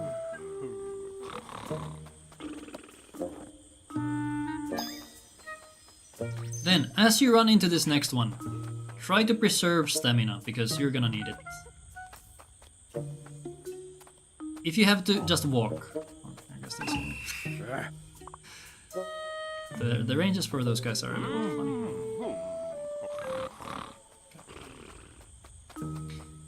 So, usually, if the cycle is normal, he should be looking down when you arrive. How do I do this? Do this over and over. Usually he will be looking down. So run in, just run, just run, just run. You will lose him around this part. Let me see if there's any other stuff we could do here. Okay, let's see, he sees us here. See, he's so lost, he has no clue what's going on. So what else can we do? Let's see, we get caught here. And he's lost again. You could also use this bush to lose him, but then you, I guess, lose out on this XP. So you could get this XP, go here, run through this bush, and get caught. Yeah, I wouldn't get too fancy with this one. Just run and lose him on this corner. Then this one. There's two different options for this skip. The previous one that I used is one where you go around here, you pull him, you push this thing, and then go here. This is not consistent because for some reason the guard doesn't always do the same stuff, if that makes sense. Sometimes he gets stuck here forever and looks up. Other times he turns around instantly, and it's really strange. I'll try that again. The way he runs up and gets stuck, I think it is affected by how you run and approach the, I guess, the blind spot. So if you keep running upwards and then do a sharp left, he will keep running up as well. So let's try that. I'm gonna go, run up, sharp, and fail to push the freaking thing. But yeah, now he's there for years. He has no clue what's going on. I'll do this one more time. So up, sharp down. See, and there he recovered really fast. I don't know if I could have pulled the sign in time there. So yeah, this one is a little risky. The reason I changed away from this one was because sometimes it works, sometimes it doesn't. Yeah, here we're good. And if you stay on the right side of the sign, you are out of vision. Right, for this next one, this is what I do these days. So coming up from here, you lose the guard, you go here. Try to aggro the guard from as close to him as possible. So I would go this way, run into the bush, and then run up. The good side with this one is that even if he doesn't get stunned for a long time, he's far away enough from the sign that you won't get seen, even if he recovers fast. So let's do that again. Come here. I would even just walk closer to him. Okay, see, that could happen. That is the worst case scenario, where he just recovers randomly. So just rush in like that. And now he saw him again. It's weird. It's weird how this works. Sometimes and other times it doesn't really do what to expect. I guess you could try to pull him from farther up. And now he's... Okay, now I'm confused. How does this guy work? The reason I went for this version of the skip... See, and now he's lost... I have no clue how he works. Once again, please just practice, find something that works. Both of these versions of the skip are totally fine. They work. If you like the flower box more, that's cool too. I'll do this one more time. But honestly, once you have lost this left guard, just walk. Make sure you have full stamina, because you're gonna need all of the stamina here. To make sure you have enough to get away. Yeah, I don't know how this guy works. Sometimes he works, sometimes he doesn't. Even if he does see you in the middle of this, you will be able to lose him on the turtle. So, as long as the turtle is in a nice spot, you'll be fine. Also, there's a... You can softlock yourself here. I just realized. Because you can do a turtle long jump and be at the far end of this canal. Anyway, this next part is very simple. Just pick up the signs. Remember to pick up the signs, because if you don't, it's awkward. Run down.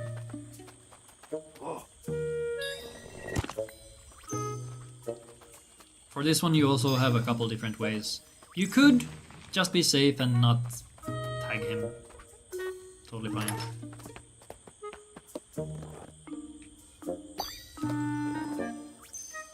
And here, let's try to get the jump into the cutscene. Where is the trigger? I think the trigger is like here? Actually, does this stay in place?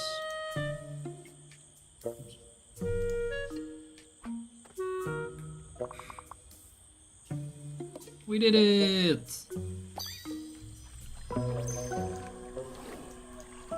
Okay, I already did this park fast, so we're gonna continue from our previous file.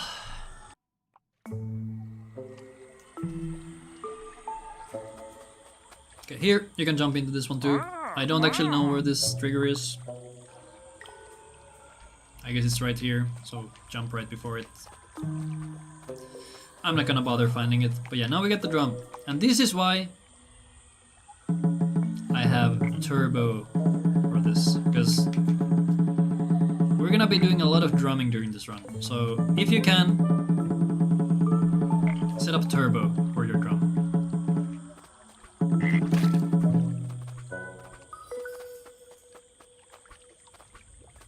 How do I usually do this? I think I just jump through here. Yeah. Don't accidentally start talking to this guy. Same thing in the park, actually, I didn't mention it, but if you go too close to the sea monster in the park, in his cage, he'll start talking to you.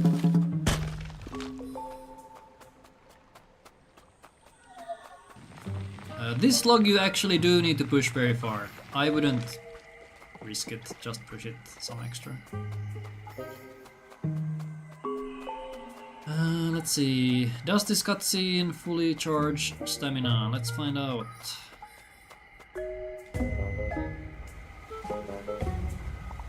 I'm still sweating, but now I'm good. Okay, yeah, you can run into that cutscene and be fine. Actually, I think cutscenes fully restore stamina now that I think about it. Alright, this bush, or this flower has 1 XP. Easy to miss if you keep hugging the left. Same with this bush. Remember, there's an XP there. Easy to miss. Okay, so here... This next section we're gonna approach... pretty quick. So, okay, what we would want to do here is, while the previous quest box is still up, we would want to run over here. That would skip one of those stops. I don't think you really lose time if you miss the timing. But yeah. For these creeps that are in the hollows or the caves or whatever, you want to run across them first so that Mew really goes into them, because sometimes Mew's AI is a little stupid. Okay, for this rock, we're gonna drop it into the water. Not too difficult, just look at the indicator. I'll pick up another one just to show again. Like here, you can see there's an indicator on the ground. I think even this one should be enough to get across, although it might not be far enough for the creep to jump. So just be careful that you don't accidentally drop it on top of yourself or on the ground. Or actually, okay, even if you drop it on the ground, that's fine. Because then you can just pick it up again and throw it in the water. I'll put it on the side. Okay. Yeah. Jump across. Run across so that Mew goes into the cave. And here you can play the harmonica well on the stone. I think if you go all the way out, you are out of range, unfortunately. Question in YouTube chat. Is there a difference taking the farther creep first than the creep that is next to the boulder?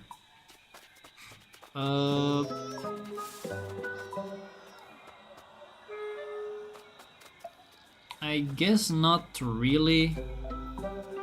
I personally like going for the right one first because you get Mew to move into the cave while the 2 dialogue boxes are happening. So you should even have enough time to run like here, and Mew will go into the hollow or the cave or whatever you want to call it while the dialogue is going. So you're kind of saving a little bit of time there, because you need to stand in place anyway while the dialogue is happening. So getting things to happen while dialogue is happening is good. So I would go for the right one first. Because the distance from the middle is pretty much the same, and you need to go back to the middle anyway. And this boulder trigger is on the left. So coming back up from here, this trigger will be closer by, instead of coming from here. Is at least what I think. I could be wrong, but this is my view on things. Here there is 1 XP on this right flower, so make sure to lean a little bit to the right, otherwise you will miss it. Like, just going through the middle, you should hit it. Then here you can do some jumping. For some reason I keep thinking this is a slope and you don't want to jump on slopes, but yeah, pick up the rock and just jump. Snufkin can jump pretty far. We've been through this. He can jump all the way from here. What you need to look out for is Mew. Sometimes Mew doesn't actually spawn up here, like so. Oh, no, she did. Okay, so I don't know how Mew works. Mew is she's a demon child. I don't know how she even gets up here. If you watch her jump up this, so if you go and drop the stone like here, you will just see Mew jump straight up here without even touching this stone. I don't know how she does it. I wish we could do it too, but that's how it is. So once again, pick up stone, jump, jump. Actually, could you do this in 3 jumps? So pick up stone. 1, 2, 3. Okay, yeah, you can do it in 3 jumps.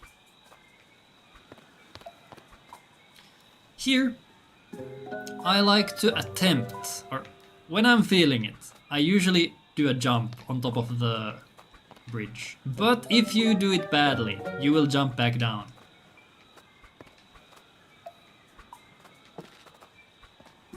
Because here you can see if you jump on the bridge, you get some distance on it.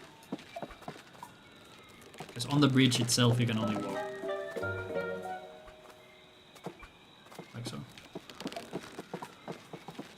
But yeah, if you don't see Mew, if you don't see this demonic creature following you, something is wrong and you need to go back, because you need her for the next section.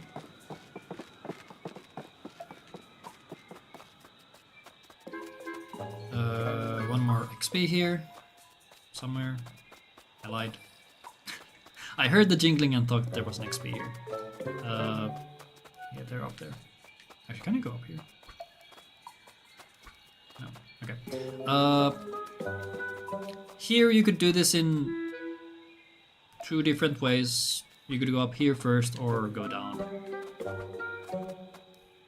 I personally tend to go to the left first.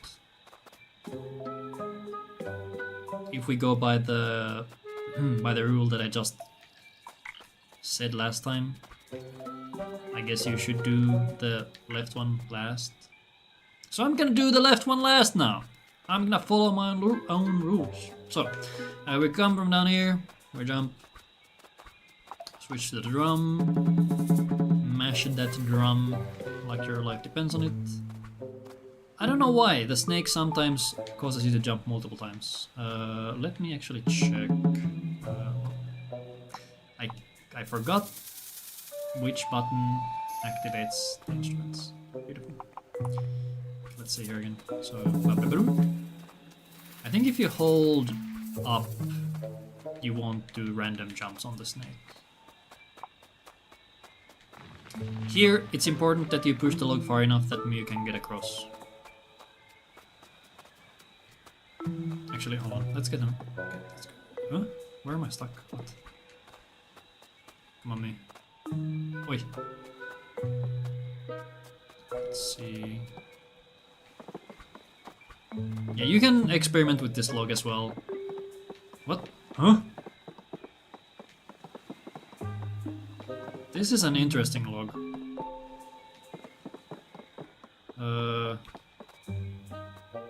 Okay, I'm just gonna push it all. We're just gonna ignore that. So, wait, did Moo get stuck? How did she get stuck? Moo! This log is haunted. The phantom log. Okay. Here, once again. Run to the other side of this cave, because otherwise Mew might not go inside, because she's stupid. So run here. Start playing already, so you can tag the creep the moment it comes out. Like so. Switch to the drum already, because we're gonna need it. Across here. Actually, okay, now that I think about it, you should go for these XP before going for the frog. If you go for the left one last. Here, you can't reach the creep while you are on the stone, unfortunately. Get the creep. And then here you can jump very far. So just do this jump right away. And then here. Then, Boulder Jump. While you are on this section, just switch to the drum. So, the boulder. What we are gonna do here is we're gonna activate the boulder so it falls down, and then we're gonna jump on top of it. It's very important that you don't move during this section. If you want to do this, I guess the safe way, approach the boulder. You can see the camera starts panning out. So go here, stand here. Do not move once you get to the boulder. So run, stand next to the boulder as far down as possible. I don't actually know if the range has any significance, but just go as close as possible. So go here, drum it down. You could see there was an indicator on the boulder when it fell down. That is the jump indicator, and while it is active, Snufkin can jump on it. If you move at all, there is a big chance that the indicator disappears and you can't jump on it anymore. It's not bad if you fail it, because then you can just go and run back around. So you do the thing, and then if you fail it, you can just run.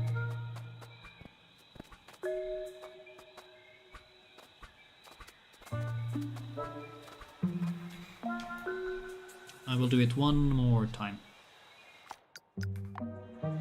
On the switch you want to be careful because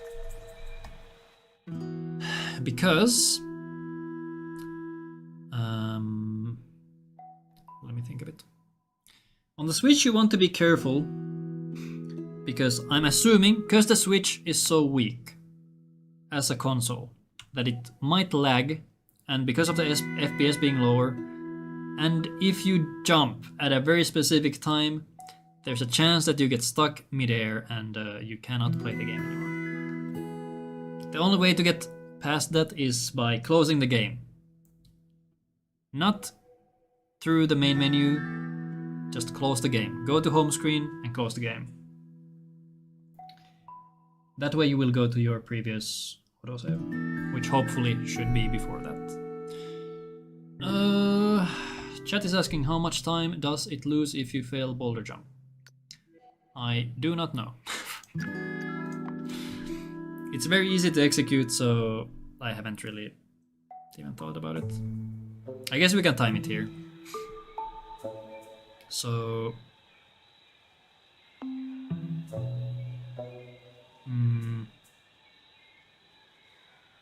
Okay. So, if you want to be safe, you can move to a spot where the camera starts panning out, because now you can see the boulder. I'm gonna drum. And you can see the jump indicator down there. And now you know it's safe. Like so. So that takes a very little amount of time doing the jump down. We can time the time loss from the other one. So let's say we fail the jump.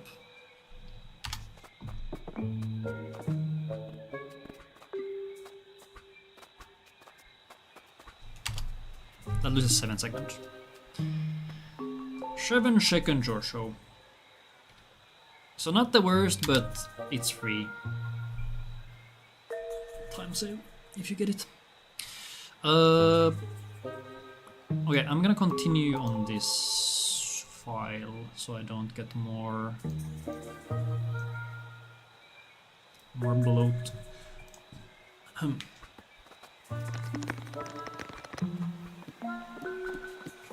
When you come down this ladder, there's 1 XP here in the bush to the left. It is free, so pick it up. For this next one, you do need a move, so push the log a little bit. So let me see, can we... How much can we get away with? Yeah, because now you can't make the jump for some reason. So push the log a little bit farther than you normally would. Really? That's not enough? Oh my god. There we go. So yeah, almost all the way to the other side.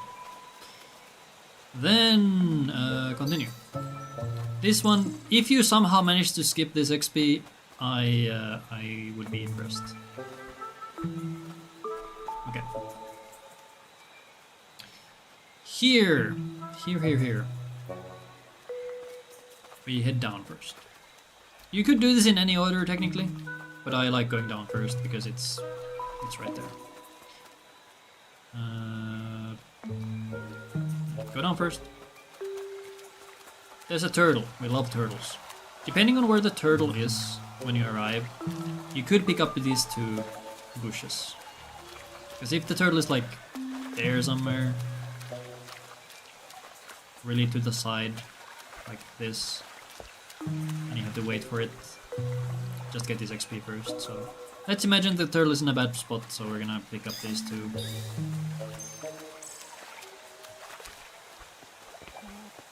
Here, we want to run past this hole so that Mu goes inside.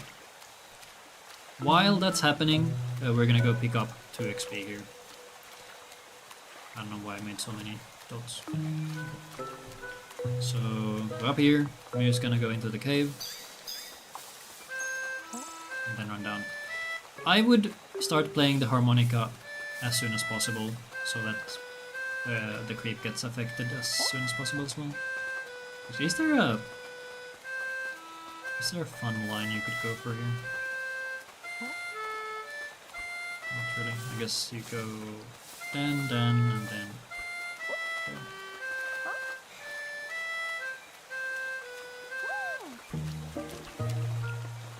This turtle can be a bit tricky. If the turtle is all the way up, like so, you can jump on it, but sometimes the 2 others don't know how to do it. Actually, I did not know you can jump all the way across here. That's kind of funny. I guess okay, can Mu come across? Is she smart? I think she might be dumb. Oh! Okay, she did it. Somehow. I don't... Yeah, when coming down, I would not do that jump. Oh no, is the creep stuck? Is the creep smart? Yeah, I wouldn't get too fancy with this movement because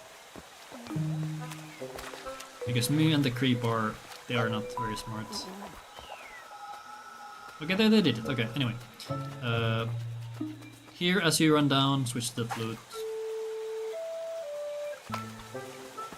And here, try to get your jump as far as possible. Not the biggest deal once again, but it's slightly more movement. Pick up a stone. This stone drop is a little awkward sometimes, actually most of the time, because the shoreline for some reason really likes to hog with the stones. So pick up a stone and make sure that the indicator is in the water, so it goes into the water. Then I guess Moo is really eager here. While Moo is going into the cave, pick up a stone and drop it a bit closer and then start playing. Pick up the stone and then, very important that we pick up this stone, because we're gonna be using it. Yes. Don't jump while going up slopes. It's very awkward and sometimes you just jump in place, like this. So if you can, just don't. Drop the stone, push the boulder, and pick it up. And then here we have a bunch of XP again.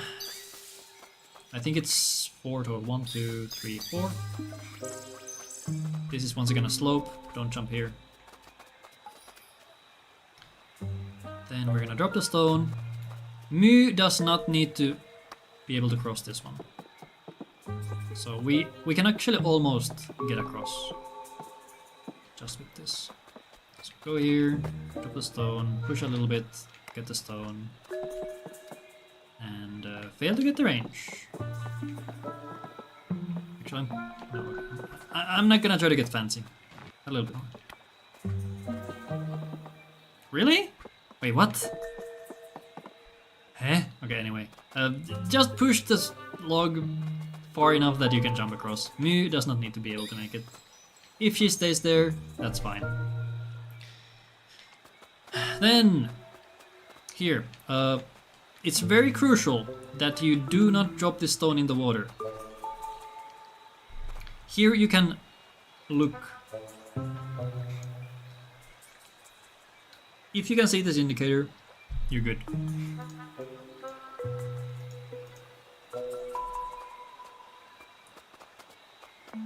The range is pretty generous. Actually, this might be in the water.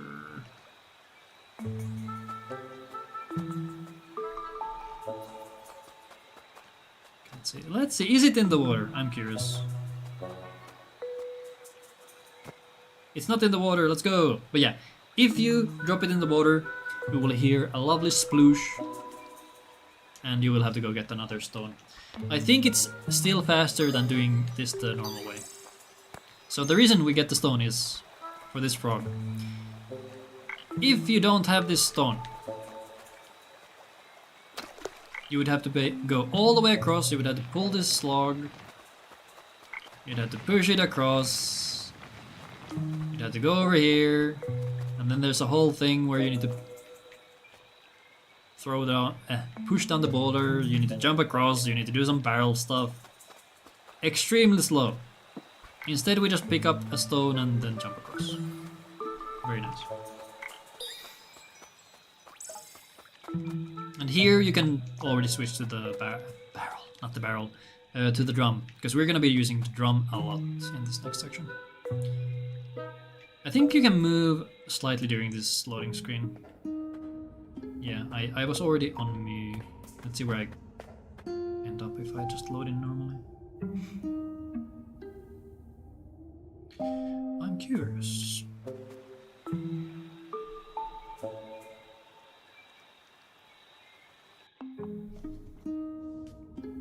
I don't know if there was a difference. I think we got to like here.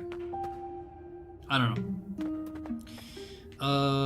there is going to be another dialogue trigger somewhere here. I usually jump across it just by feel, so we're gonna come across here and jump. That might have been too early, I don't know.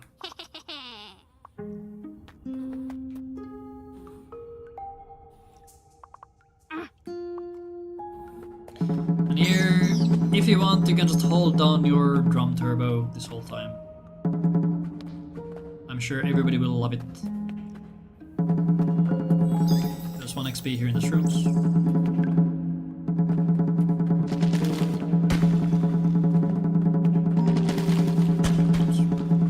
If you're good, unlike me, you will be able to time the jumps perfectly when the stalagmites fall down. No, stalactites. Big diff. Oh yeah, Gustav in chat reminded me that the frog skip saves 45 seconds. I'm pretty sure I timed it at some point and actually wrote it down. I just forget where. Okay. Just go. There are some extra XP you could get here, but they are not worth it, because they are a bit out of the way.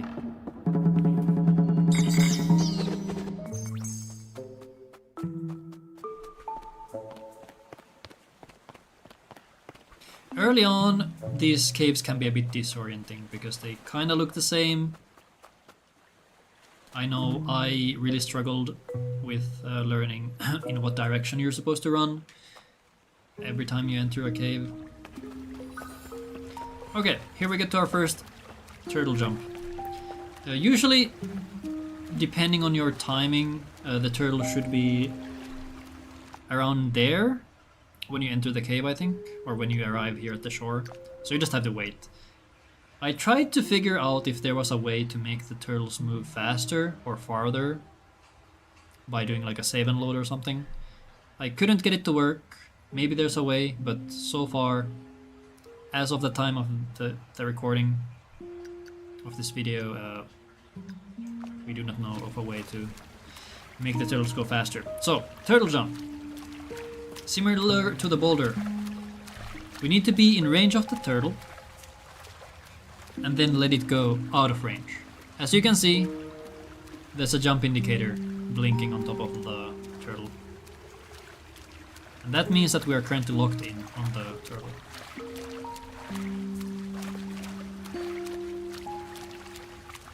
Like this. And once the turtle is where we want it to be for the jump, you just press A, or whatever your jump button is. If you move,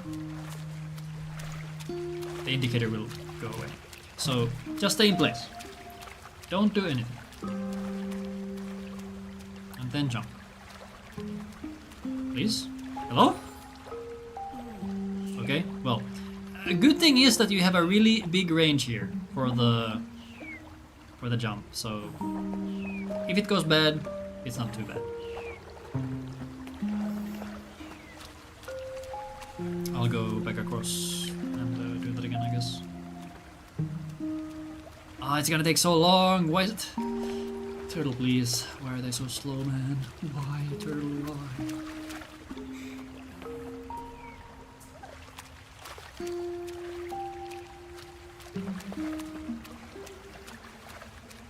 Should be good. Okay, so we're gonna go here. Boop doop.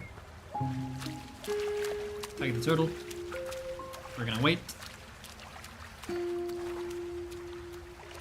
And jump. Yay! Don't hold any direction or anything, just press the jump button. Here you can jump onto the second platform, second stair. You don't need to go from the bottom, like this. You just go straight to the second one, and then straight to the top.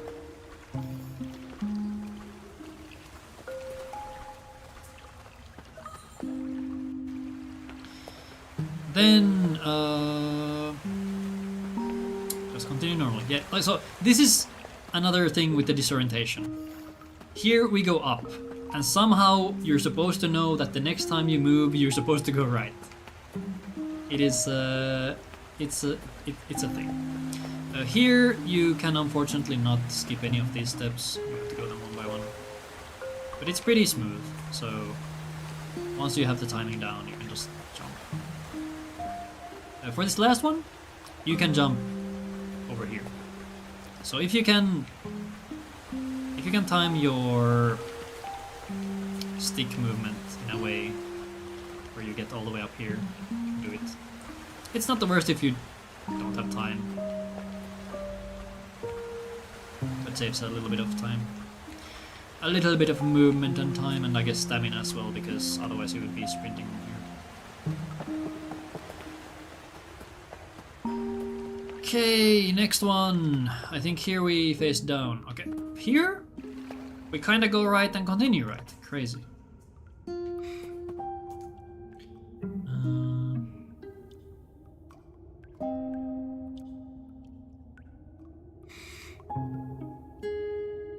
Gustav in chat is saying, I can say that for the second turtle skip, a good indicator when to jump is when the turtle is at the middle of the level bar. The turtle is at the middle of the level bar. So for the next skip, okay, I'll see if I can see it myself. So once you get in here, just start drumming. You can drum this whole time if you really want to. If you have turbo. If you don't have turbo, try to save your fingers as much as possible. If you're not using turbo, set up turbo if you can. Here you can get 2 XP. Doesn't take too much. And you should be able to jump on the second level here as well. So you do not need to go all the way from here, because that's slow. Instead you can go pick up XP, and then jump up here. That was weird. That was strange. So yeah, go here, jump.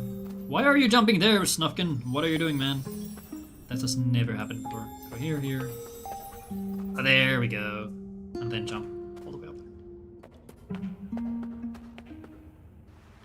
And here, of course, since we're running up, obviously the next time we move, it's to the right. Click down ladder, jump down ladder. Remember to pick up the page, very important, because this one's effectively free. And now for the last, or I guess second and last turtle skip, or turtle jump rather. Here we have 2 turtles. It can get a little awkward depending on your timing and I guess your cycle as well. Because if another turtle comes into your range while you are focused on another one, your focus on the first one will break, if that makes any sense. I'll try to demonstrate it, if I can here. Let's see, I'm gonna do it with this turtle. So we're focused on this turtle. And I should be in range to target the other turtle. Yes, so you could see that my first indicator went away. So here you need to be a little careful.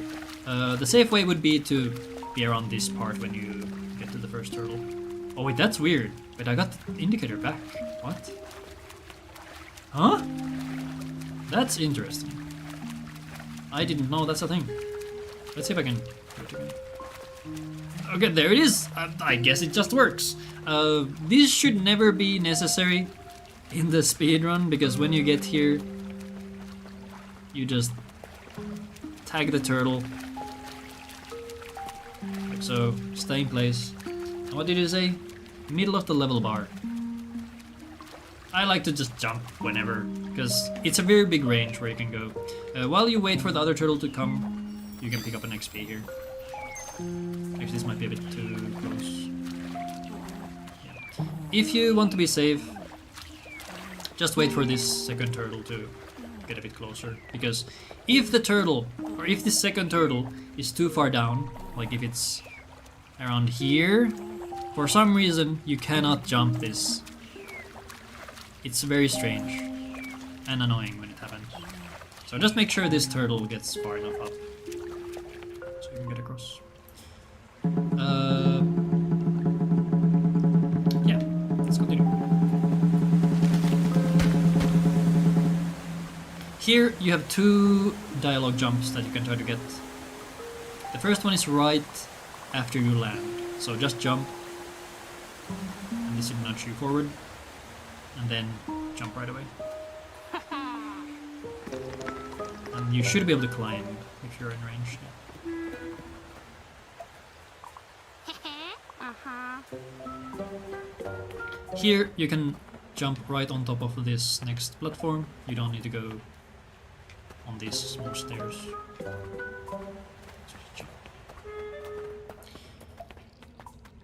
Here, if you want to, you can do small jumps around these corners. If you miss it, it's really awkward, and you would rather just go around. You can do a similar jump here. Actually, here you can just jump. It's very weird how this looks on the map.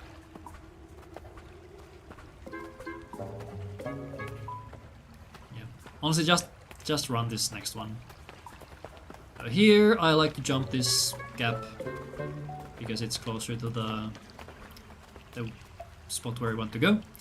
And after this jump, there's going to be another cutscene trigger where Snufkin's gonna start running down.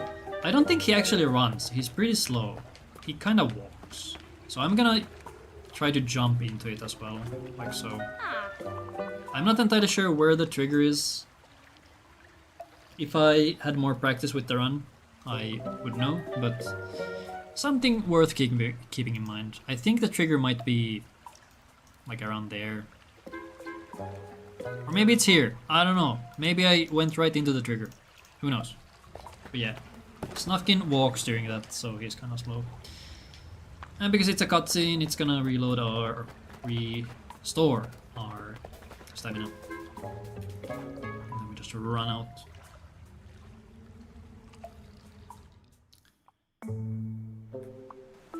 And here we just mash text, kick down the ladder first and then pick up the flag, because the ladder takes a bit of time to go all the way down. So getting the flag first and then the ladder would cause you to wait. But if you do the ladder first, while it's falling down, you can pick up the flag. And that way you do things while you can't even go anywhere, which is always good.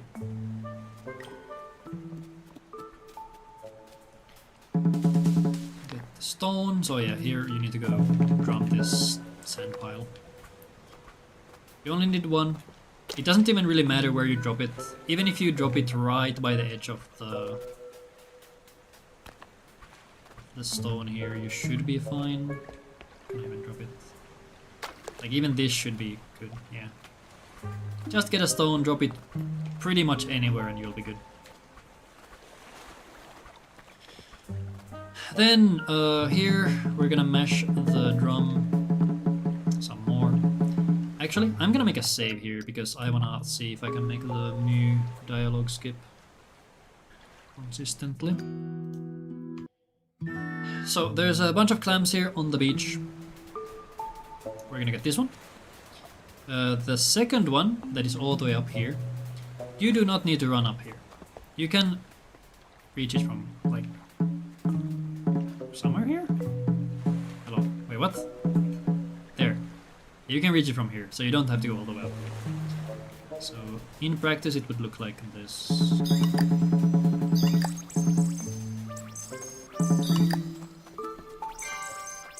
Level 6. Go down. Then, so here I will try to get the Moo dialogue skip, because I managed to skip Moo's dialogue when I got to the island. There is a way to skip it here. I haven't found a consistent setup for it, so I'll try to get it here. I think what I'm gonna try to do is we want to get close to the ship. That will trigger the second part of the dialogue, so that the ship gets rebuilt. Then, while the quest box here is open, I will move very slightly up so that I get the Y indicator to interact with the ship. That should block Moo from interacting with us to start the second set of dialogue. So we're gonna go close, trigger the second set of dialogue, and then I'll move slightly to the left until I see the Y indicator. Like that. And that should skip the Moo dialogue. It's happening in the background now. So, if everything went good, it should be done. I don't know if that actually worked. We can try that again.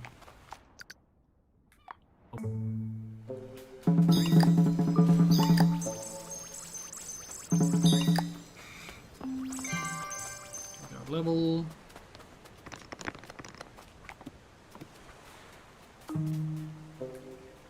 Here's the second part of the dialogue. Go to the ship. Oh, that was too early. Okay, so you need to wait for the quest completion box to pop up. Otherwise, this will happen. And you actually need to wait for Moo to run away. That's the bad part.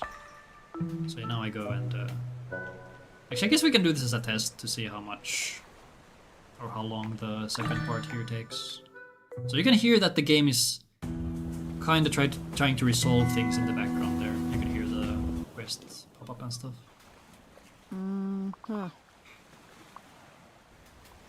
Because that's how the normal, quote-unquote, island exit would go.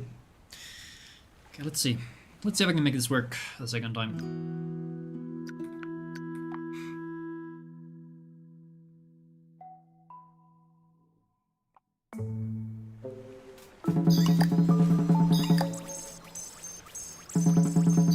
Oops.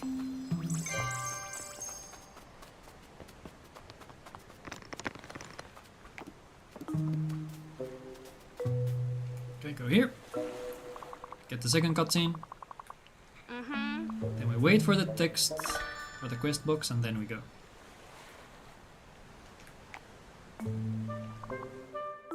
I think Moo is talking in the background. I don't know if she managed to do her whole thing. Okay, yeah, that is effectively the Moo skip. Cool. Before leaving the beach, I would go for the page here, because it's really easy to forget if you don't get it right now. I have forgotten it way too many times.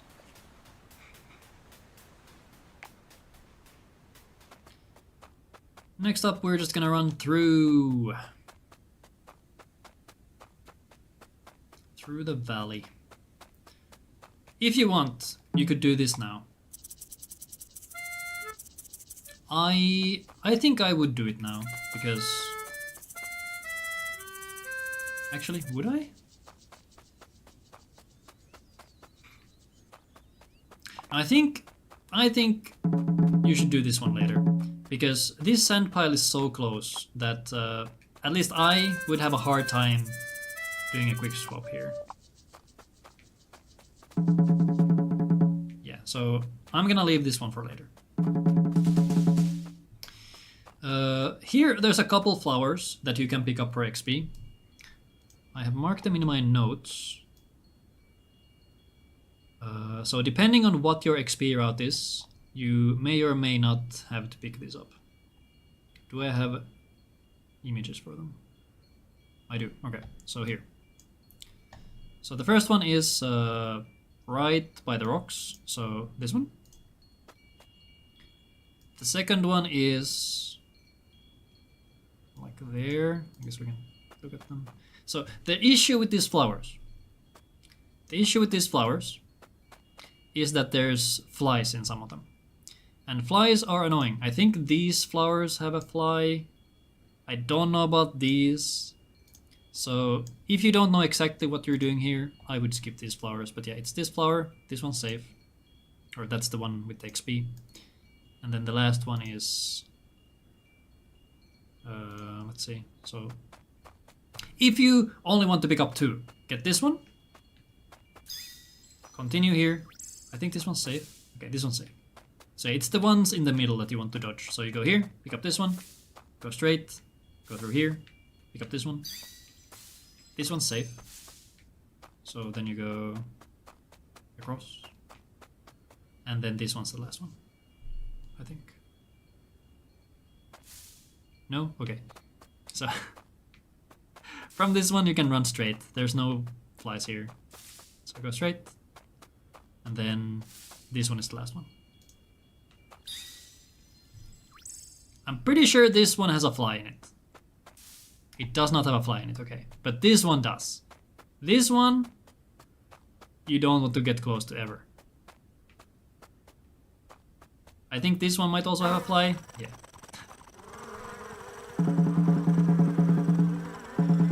Normally you should flute these. I like to drum them because it's funnier. I don't know why it works, it just does. Ideally you don't get hit by flies in the speedrun, ever. So yeah, let's go through that one more time. If you need backup XP, you could also pick this up later if you don't hit the level you want to. So, boom, go around, boom, go straight, boom, and then go diagonal. Then, as you head to the house, I like to dip down here to pick up that dandelion. You can also pick this up later, because we go to the house a couple times. Then we're at the house. You could try to buffer a jump into this one. I haven't really managed to do it myself because it's kind of difficult because of the climbing stones here. Because if you do it bad, you just jump back. So just run.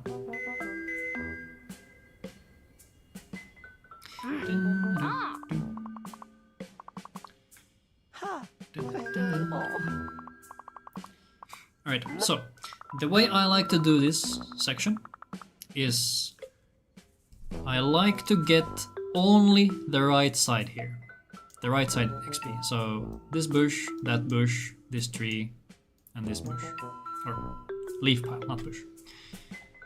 And then go here to trigger the dialogue with Moomin. Because we're gonna come back to the house again. And at that point, I will go for the second part. Like so. Because if we go for the left side first. Oops.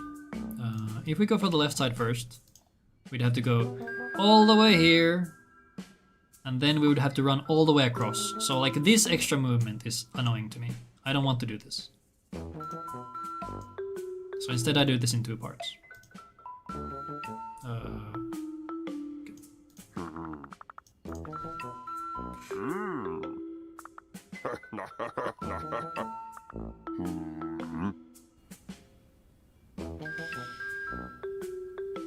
So we're gonna sprint right away. Go here, drum, here, and then jump. The jump should also... Okay, actually... I don't know what the jump button is normally on Steam. I have it on B because I'm used to B from my Switch runs, I think. I could be wrong. But yeah, both A and B, whatever. Jump. Jump and get rid of the quest box, or yeah.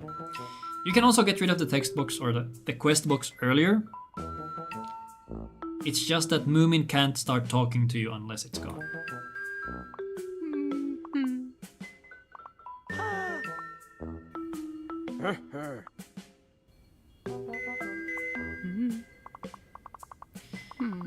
And any pages that we pick up, or any pages and XP that we pick up, I will pick up as they are effectively in front of me. So I'm trying to be as efficient as possible with my movement here. Well, pretty much throughout the whole run. Because I hate inefficiency. There is this leaf pile back here, but it's a bit out of the way. I don't like it. If you want, you can pick it up. if you feel like you have messed up your XP. But I don't. So here we're gonna go straight down. And head to the theater!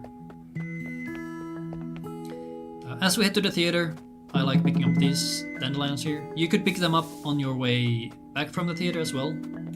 But you see the dandelion as you come down here, so it's a good reminder. Ah, I should get that. So there's one here and one here.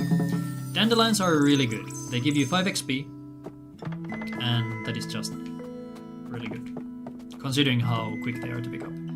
As you go back and forth between the theater and the house a couple times, stay away from these flowers. As I showed earlier, they have a fly in them. And it will stop you, and it's sad.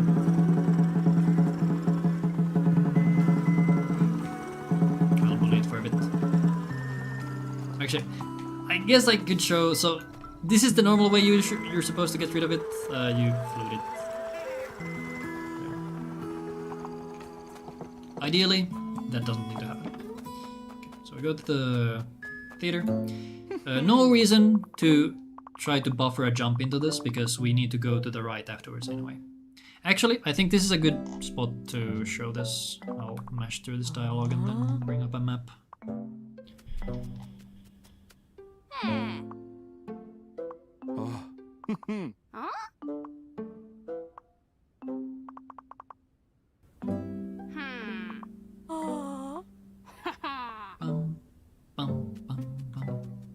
Okay, this is the start of the invitation run, as I like to call it.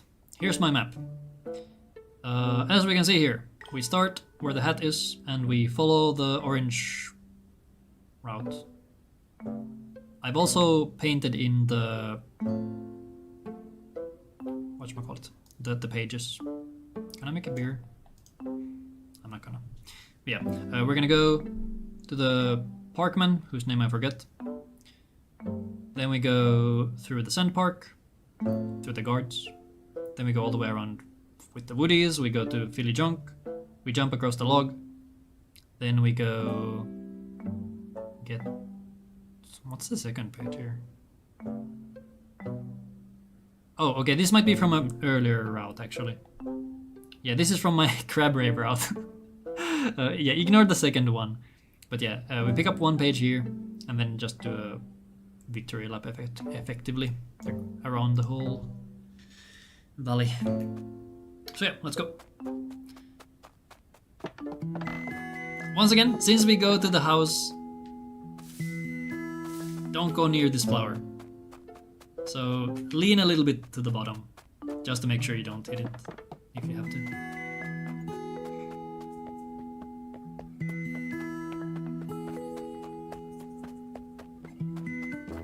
Go to the house. I just like to run to the left right away, pick up all this XP, and then jump into this dialogue, which I failed. Doesn't really matter if you jump into it or not, because it's pretty close to the exit anyway. So yeah, the reason we go to the parkman, or park keeper, that's his name. We go to him first because we want to head to the right anyway, to get through the sand park. So we go up here and then we go to the guards. You can jump into this dialogue as well, which I would actually recommend. Should I? Actually, I'll make a save here. Okay. So we're just gonna go. I guess I'll do it slow at first and then show. So once we get into the park, just drum to get rid of this pile. For this guard, look where he is when you arrive. If you see him at the bottom, just run the top side. If he sees you, it's fine. You'll be able to lose him in a bit. If he's like there, I guess you can wait for him to pass and then go. And if you see him coming from the top side, just go from the bottom. And here, nothing much to be said, just drum. The order I like to do this park in is start at the bottom and then move your way up. So We can effectively just hug the bottom edge here. So while you go through, just drum, drum, and then we're down here. Drum to get past these two. Drum this. Then go here. I forgot that in the drum here.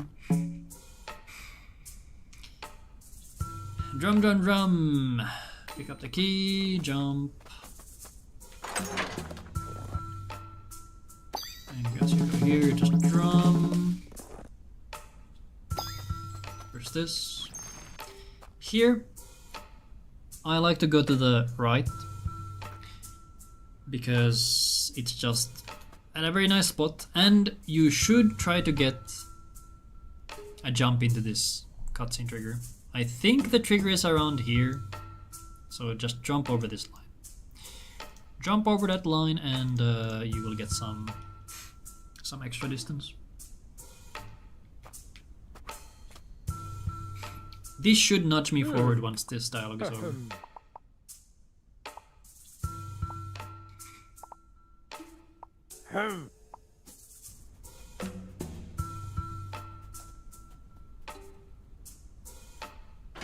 Like so. Depending on the cycle you have here, the nudge might not actually do anything. But usually, when I get here, the guard is around there, so I have to wait a little bit and do this. If you have good timing, you can just outrun him and get to the gate.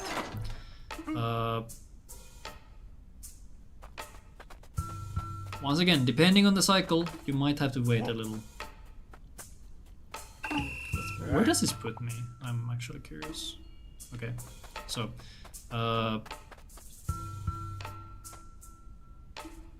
yeah, if you don't want to be risky, just wait for him. Just go behind him.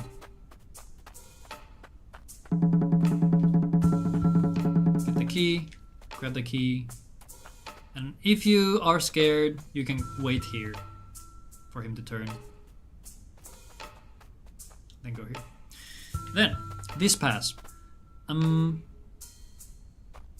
What you effectively want to do is you want to taunt him or alert him with the drum and use the boulder to lose him.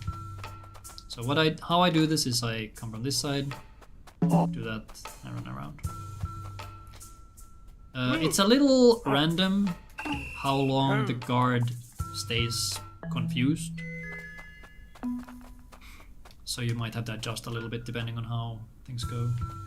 I think you could also use the bottom side here, like this.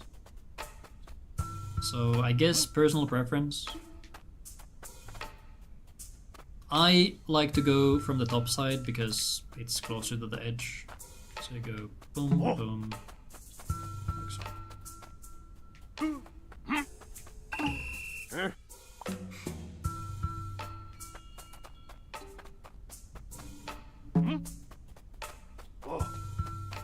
Sometimes he turns around really quickly and then you kind of just cry. Try to have stamina when you get into this one. Because when you come from down here, you will have max stamina because you can't run with the key. So you will have max stamina when you arrive here. So go here. And here I like to get this tree as well, because it's right there.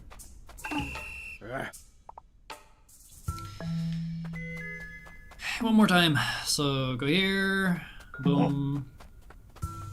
Run. Okay, there he caught me again. I wonder if you can actually lose him. Okay, that I didn't want to get the bush. So usually I get this leaf pile when I head to the top left. But I guess I somehow got it there. Not sure how.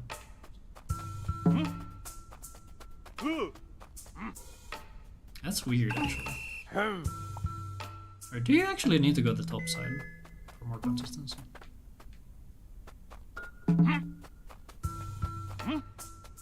Yeah, I guess it's a coin flip.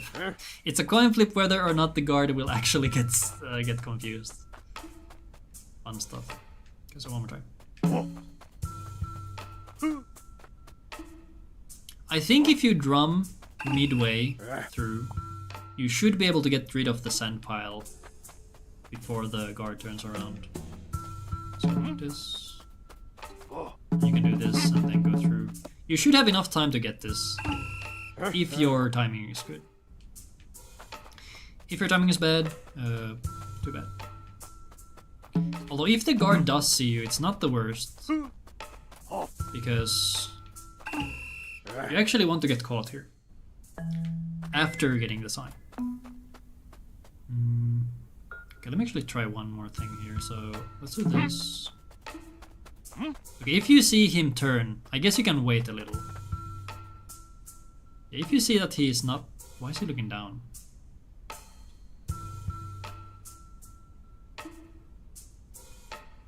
I'm not gonna question it, but yeah, just get past him. Grab the sign, and then get caught. This will teleport us back to the middle. You can pre-input movement to the left, and that will make you move the moment you arrive. So like this. I could have been here already. If you do like top left movement input, you should cross the lead file here as well. So we'll be going this way. For this one, the guard will turn either right or left depending on where you play the drum. So if I drum here, he'll come to the right side. But what we want is for him to come to the left. So I'm gonna run across from here. This way I can run right out without, like, it's just a shorter distance. Because if we do it the other way, you'd have to run like this, then we run get the thing, and then we need to run the same way. Now if we do it the other way,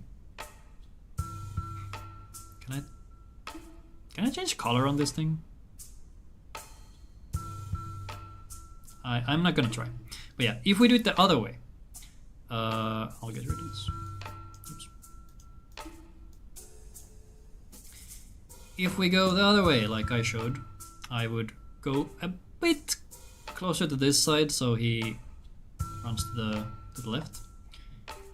And then we go here, get the thing, and then just run out. And that's just a shorter distance.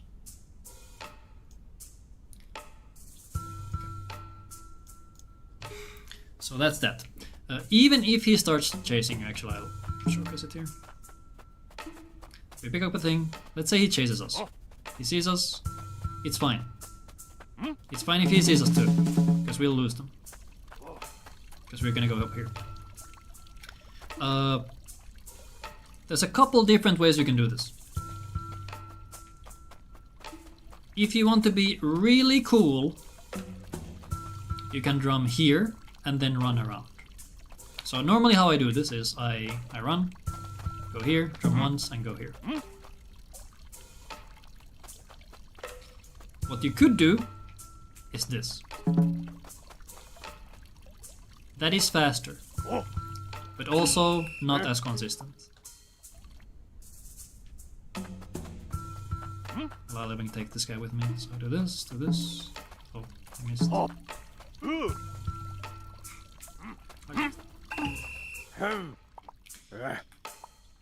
I'll try the left side because that one is actually harder. Let's see if I can make it work. So this. Almost.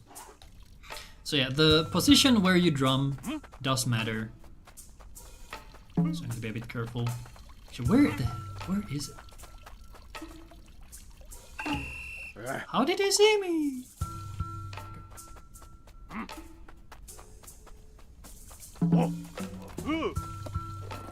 Yeah, here the position was good because he couldn't actually see me behind the fountain.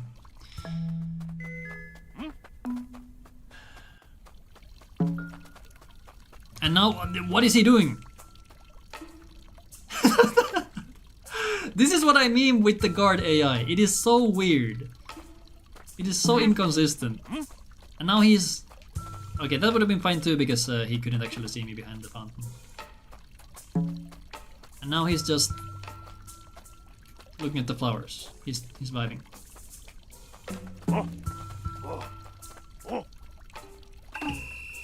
if you can get enough distance, you should be able to you should be able to pick up the sign even if he sees you. Like so. Okay, let's do that from the beginning. Actually, I should not have finished, because... So, if you want to just practice parks, if you reload your save while inside the park, before the park is done, the game will return you to the start with nothing done. So that's a good reminder for anyone who wants to do park practice. Alright, this time I'm gonna try to do it fast, as I would normally do it in a run. We'll see how it goes. Where even is this save? I think it's by the guards. Yeah, good.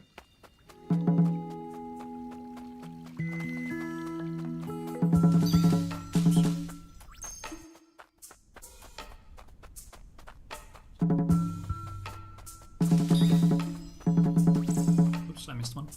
I missed one! Why am I out of stamina? What's going on, man? I've said this. Stamina management is one of my biggest weaknesses in this game. I don't know why. I don't know why it's so hard for me.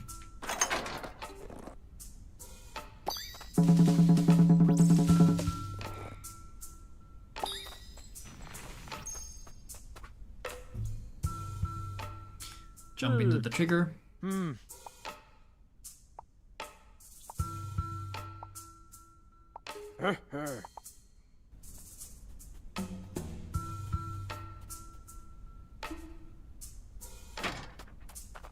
What is this cycle? Okay, I think this cycle is because of the... Oh, this is bad.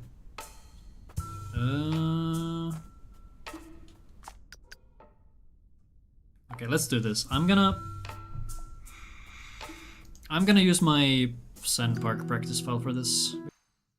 Usually I don't get that cycle, so I was really confused.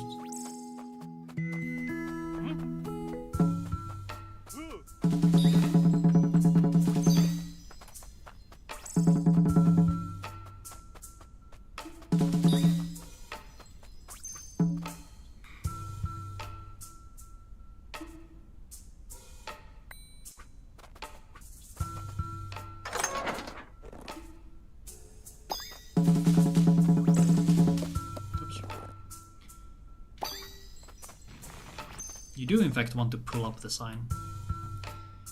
Okay,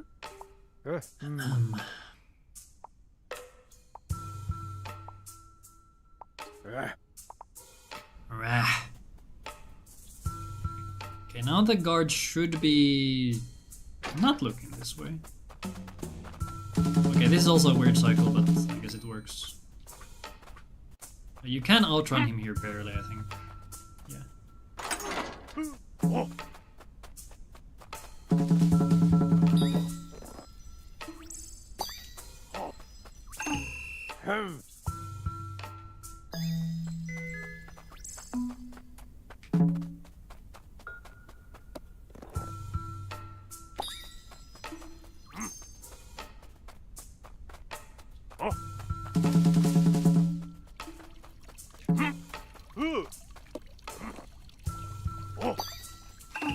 If the guards see you, that's fine at this point.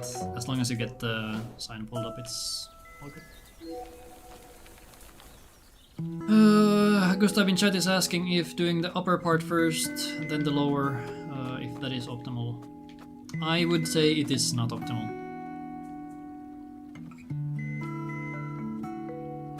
Maybe it is. You can time it. I like doing it this way. The main reason I like doing it in this order is because of the far right cycle, where the 5 sand piles are. Because if you get a really annoying cycle for that guard, you have to wait around. But if you do this order, where you do the bottom first, you should usually have a cycle where the guard allows you to just go. Okay, that was my practice file. Let's go back to the actual save. There shouldn't be big differences, so it's all fine. Okay, here. We want to go straight up There's a dandelion here. There's a XP in this bush. No dandelion. And there's 1 XP here. Then down right for another XP. And then there's 3 dandelions down here. It's free XP, so you should just get it. Then for the woodies, I don't think I'm gonna do this twice, so just watch. So, this is the reason I have bound R1 to B, and I'm turboing it as well, because jumping here is, in my opinion, faster than walking, because you cannot run. I could be wrong, I haven't really timed it. This just seems faster than walking. Okay, not much to say here, just do the things. Just do the things. And I ran out of stamina. I'm so good at video games. Right before you get ambushed by the woodies, try to input a jump.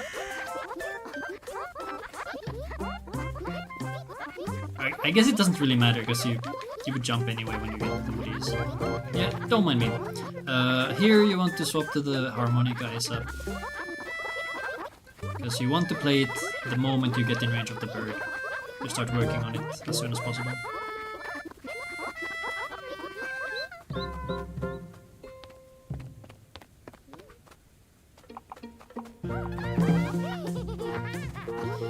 Then for these logs. I like to jump, once again, jump the moment you can onto them. And then I jump here as well. You can't actually jump, or you can't actually move across the middle. So try to get a jump from really far away. So jump, jump, and then try to get to the end. And then start drumming. You can't hit the middle from all the way to the right, so you jump, jump, jump, jump.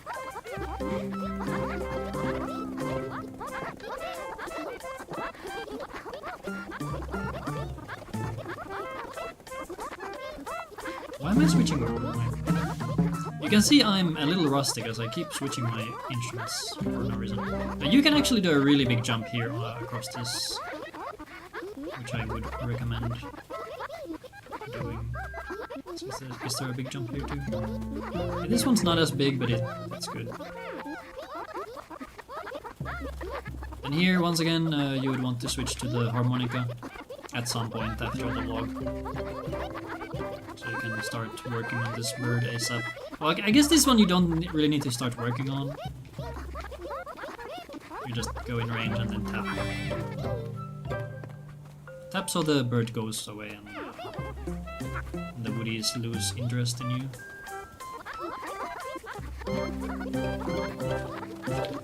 Here for the mud section, try to time a jump right by the edge. To get as far as you can.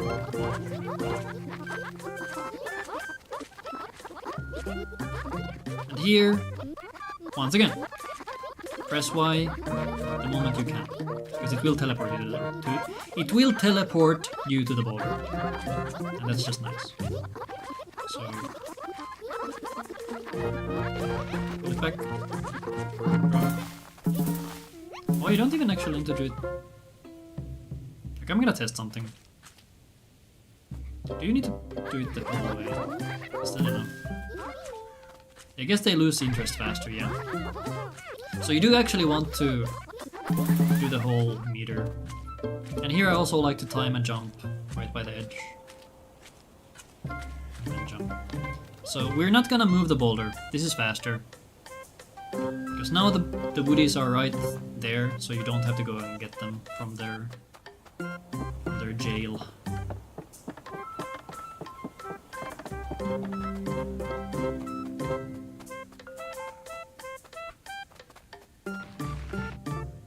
This log you do actually need to push quite far, otherwise the woodies don't know how to come across.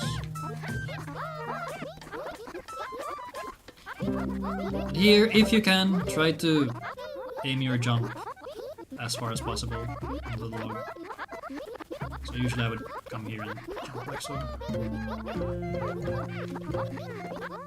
And because this is a ledge, or not a ledge, this is considered what's the word? A slope. Is it a slope? Or this jump slope? Okay, whatever. Yeah, just jump across. Drum. That's the wrong button. Jump, drum, jump.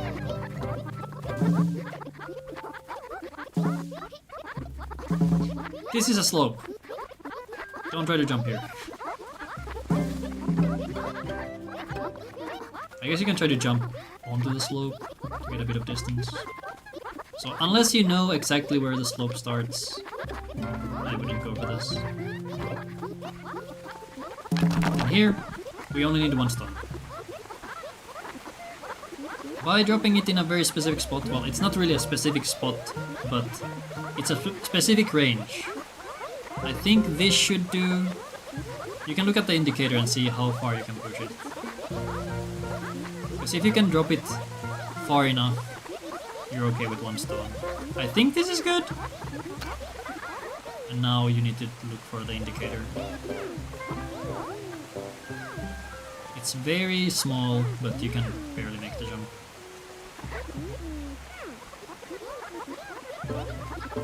Then, same thing here as previously. Jump into the mud and start playing the harmonica ASAP. So that you start working on the bird the moment you are in range.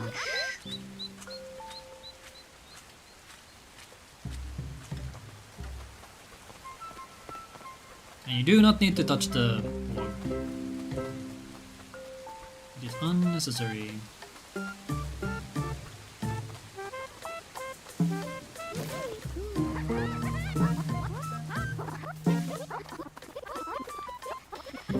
Here once again, I guess you can start playing the harmonica if you want to.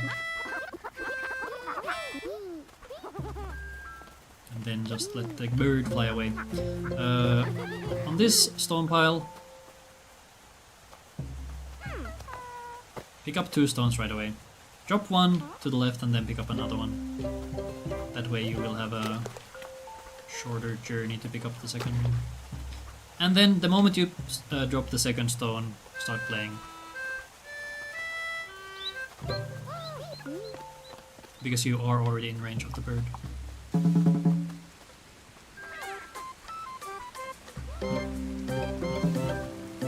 This one is a slope at some point, so I would not jump here if you can. Then we get to Fillyjonk. I'm actually gonna make a save here. Okay, so Fillyjonk's garden. There might be a different sequence here that makes this faster. But so far I've been using Dosu's route for the garden. Here you can also try to offer a jump into the cutscene. Or the dialogue or whatever. This is another spot where you could pick up 1 or 2 extra XP if you want to. So what we do is we push down this, back down, get this leaf pile, get this leaf pile, touch the laundry, push the box, get the leaf pile, touch the laundry, push the log, touch laundry, leaf pile, laundry, and this should do it.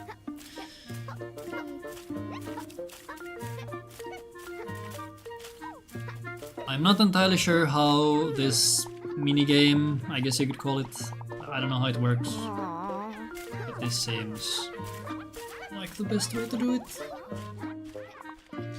If anyone can come up with a better sequence here, I guess share it on the Speedrun Discord.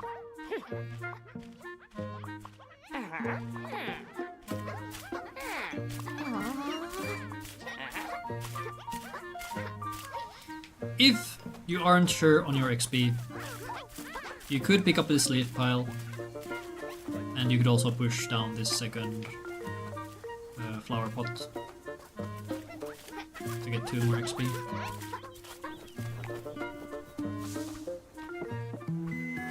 Okay, then we are gonna finish up the XP and stuff.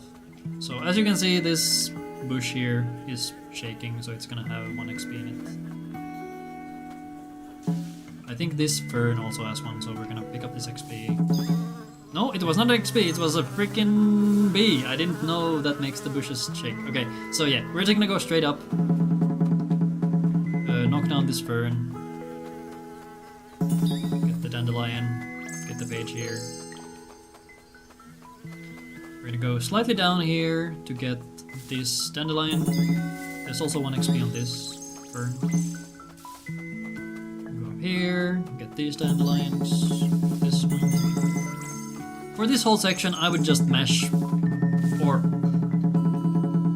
just set up turbo for your jump and just hold it down for this whole section. It's so much easier that way. So yeah, there's XP there, there's XP there. Just get all the dandelions. If you really need more XP and are unsure, you could get this one. It's not fast, but it's backup XP. It's 5 total. Yeah, after you're done with this, get down. There's 1 XP for there. Then there's 1 XP in these flowers. Drum the woodpecker. And to the right.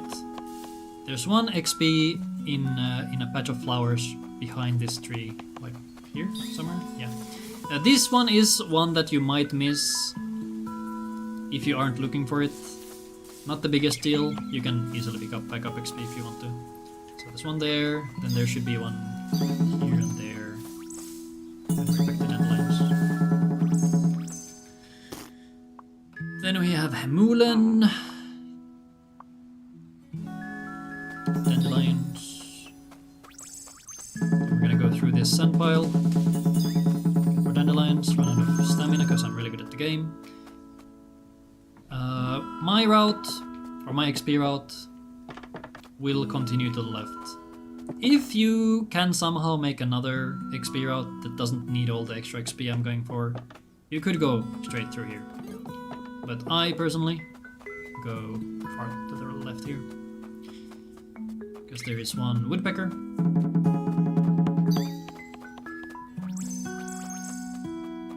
The woodpecker is also worth 5 XP.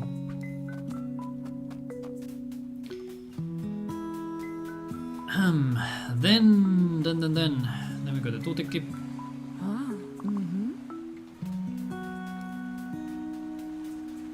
Continue up.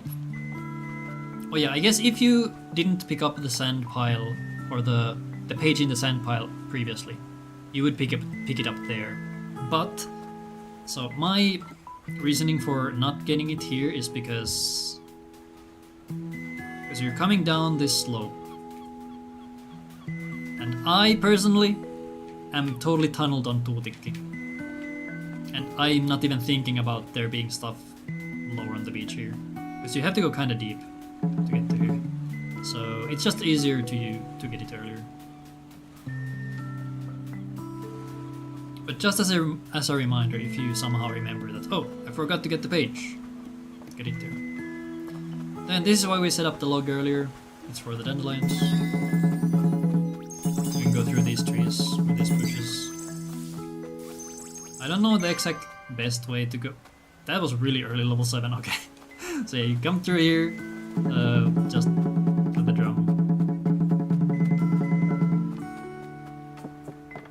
Oh, what is my XP route? I'm so far ahead. There's 1 more woodpecker as well. What?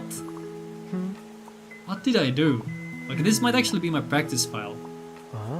Where I somehow have more XP. Okay, so there's a woodpecker here. This is free. Just get it. And there's 1 fern. Oh, this is my practice file. Wait. Yeah, because we set this up earlier. Okay, this shouldn't be here. Yeah, this should not be here. Because we already set it up earlier. So we should be on the drum. There's 1 page here, then 1 fern. If you need more XP, which you usually do, unless you somehow got Giga XP earlier, there's 2 more ferns up here. So drop those down. And there's 1 fern on this path. So ideally you should be hitting level 7 from that. Or this next one. Because there's 1 more here next to the page here. That fern. Okay, we should have all the pages now. Once we get the one by the band. You can jump into this dialogue.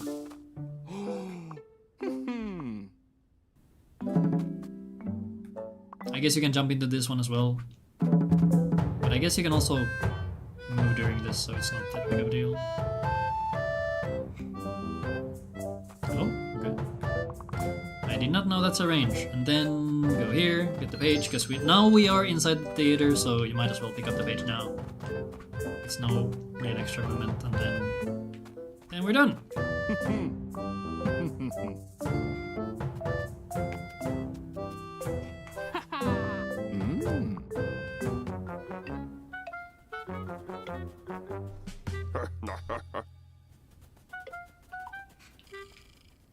And then the finale. We dodge this flower 1 more time. We don't get ambushed by the fly. And head to the end. Oops.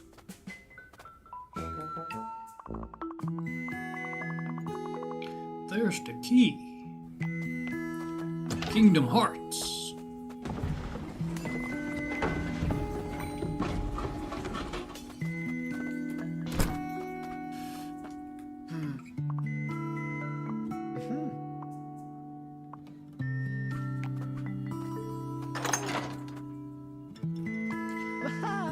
Save Moomin. Skip the cutscene.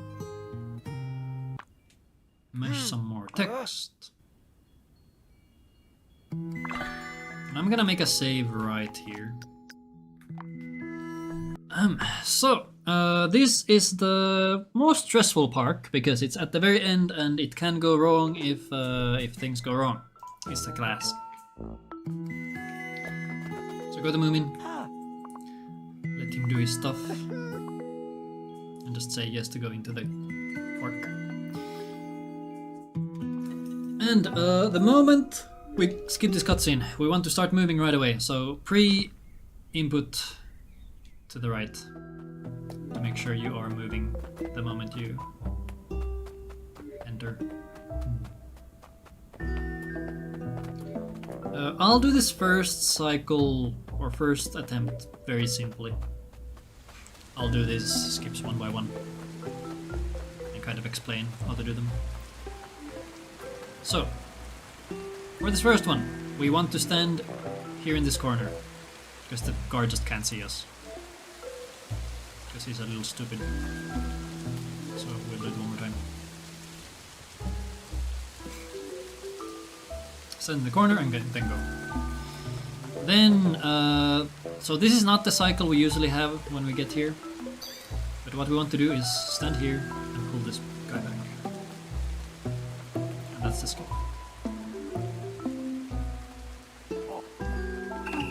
Let's do that again. So go here. Oh, this is a weird cycle. So usually, this is what will happen. You wait here. When he sees you, go around. He will not catch it. Here the lightning will hit and you don't have to care about anything. For this one, you might think that you need to wait here. But no, you shouldn't wait there. Usually, when you get to this part, the guard will be turning to the right. So we're gonna tag him and get caught. This is actually really difficult to show without the cycle being normal. Let's see. Let's see what this cycle here is. Yeah, you just want to move forward. He'll get lost. And here, just follow the guard. There isn't really anything fancy you can do because you cannot really outrun them. here, just stay out of line of sight. You can kind of go in the middle and be safe most of the time, because these guys are really slow. If you want, you can wait here a little bit and then move. Let me show something. So here, if you get to the middle, like you can tag this, like look how slow he is. And then when you get here, you always get the lightning, so he will stop no matter what. And these guys, they are a little annoying depending on what your cycle is. Usually, the cycle you get is pretty consistent. So they should always be in the same spot, no matter what. Unless you somehow messed up really bad. So yeah, just zigzag. If your cycle is one where... Okay, that was actually bad. I didn't want to trigger that one. If your cycle is one where you would get seen by the last guard here, that's fine. Because he should not be able to catch up to you, because there's gonna be lightning here. The lightning is not here now, because we triggered it already, but that should be safe. Normal.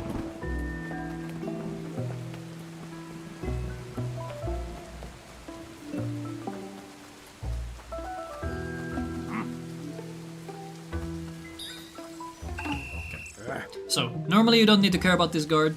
He will be stunned by lightning. This next one is also another lightning pass. So the moment you get into the flowers, the first lightning will hit. That will get you past the first two guys. After that, we need to wait for the second one. It's like a 7 to 8 second pause between the strikes.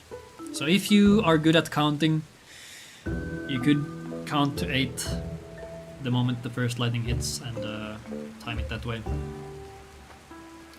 So we go here, trigger lightning. And I like to wait here because it gives you a little bit more movement forward. And now we're past. GG. I guess I can show a little riskier version where you time the lightning strike. So go here. Like 1, 2. So you can cheat a little bit of movement if you start moving a bit earlier, because for whatever reason, this guard won't turn around if the bottom guard sees you. So this guy will be moving up, but this guy will just be stunned. So you have a pretty good chance of just getting past him. Or well, not even good chance, it's pretty much guaranteed. So here. Da-da. If you're really good at timing this, you can get away with more.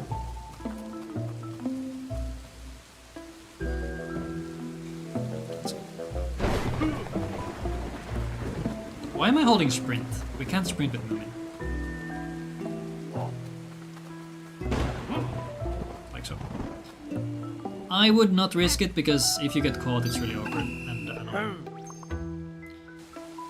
Then this is, I think, the most annoying part, because if you get a bad cycle, you just get stuck here forever and you have to wait for them all to turn around and whatever. So, you can do this the quote-unquote normal way. Just wait. You can risk this last one because lightning will strike when you pass this threshold. So if this if this guard right before the next area sees you, he should get stunned by the lightning strike here. So it's usually okay. That was the wrong button.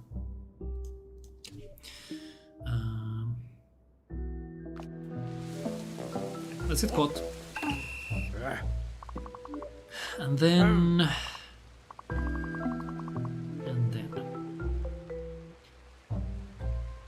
There are some funny skips you can do here. I will try to get them. If I don't get them, that's whatever. So we're gonna go. This guy turns. So here you can do this. if you have not gotten to the last area, so you still have the lightning strike left, or the guaranteed lightning strike, you can do this, because the last guard will see you, assuming you get the cycle that I got there. The guard will see you and will chase you, but if you have the guaranteed lightning strike, he will get stunned by it, so everything's fine. So here, go here. Sometimes, this guy, the guy that stands here, for some reason, sometimes he turns around right away, and it's weird. It is very strange.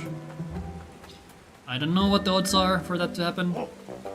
Usually, that's what he does. He gets really confused and just goes. Like so. Let's see, how should I do this? I'll go for the skip, I guess. So go here, do that. Then,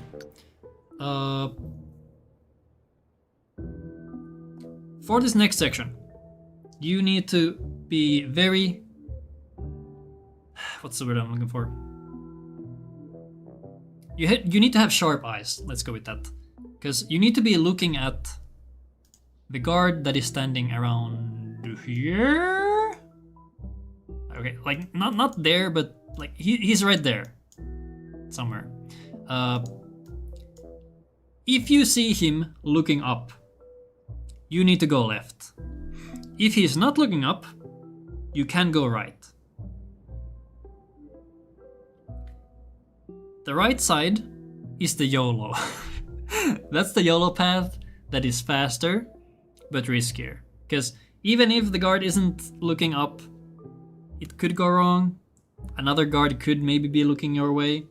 But yeah, I'll try to show it here. So if this guard on the right isn't looking up, I'll be going right as well. Okay, he's looking to the left, so I can go. Easy. And then we just pass through here. Like so.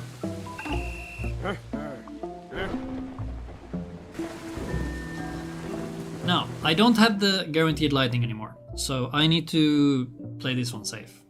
So we're gonna just play it slow.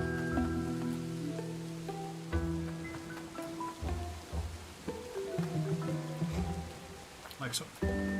Okay, so here we can see that the guard on the right is looking left at the moment. When the lightning hits, depending on where he looks, we're gonna, you know, decide where we go. But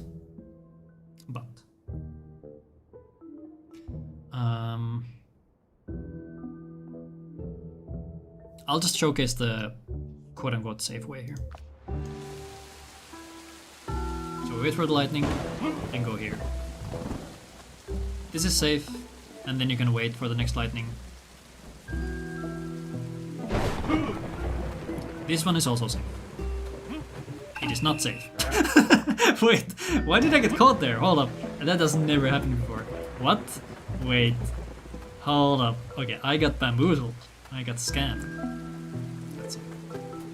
I might have been standing a bit too far to the left on this flower patch. So you can actually be really close here by the edge.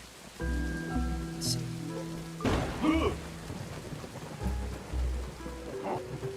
What? Okay, this has never happened before. What is happening? What? I didn't know that can happen. Well, it's good that I find it out now. So if anyone is using this as a tutorial for this speedrun, I guess this is not safe. Here you can also try to time the lightning so that you get a little bit of extra movement.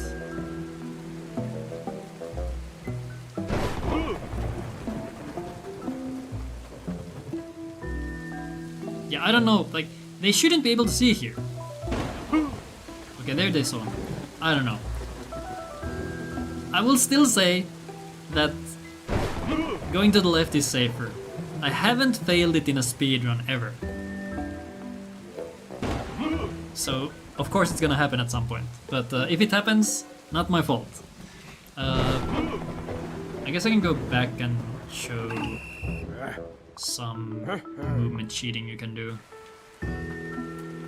Because there are some gaps in the vision. What? Huh? Who are these guys? As I said previously, guard AI is a mystery.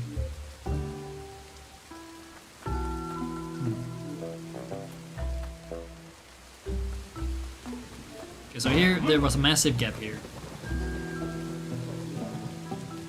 Like here you could go this way and chill here and then go there. Let's see, does this guy turn around? This guy's not turning. What? He really likes this corner. Okay, there. So here you have forever. Interesting that he resets that way.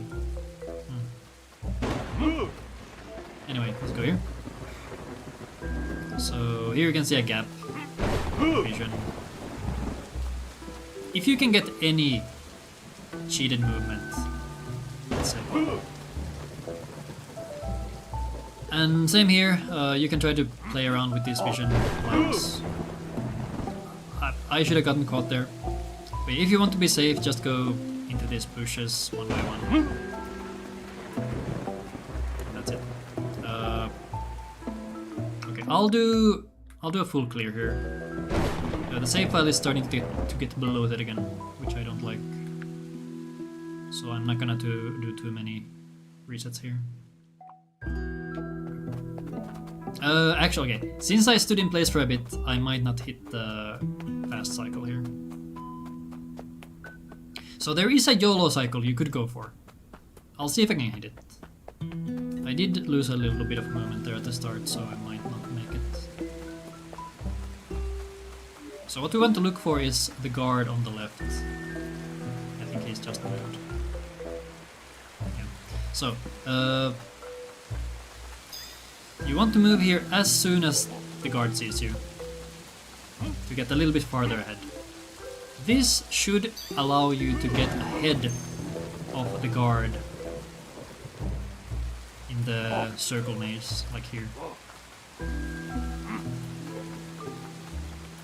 This allows you to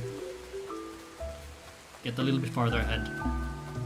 You can tag this guy, once again they won't catch you. Get the lightning there.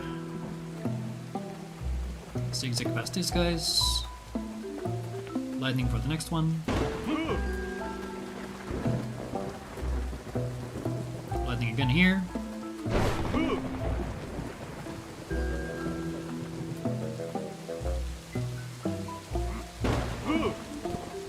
I will tag this just in case I mess up. What is this cycle? I'll just wait. Go here. Okay, he was looking up, so I'm gonna go here.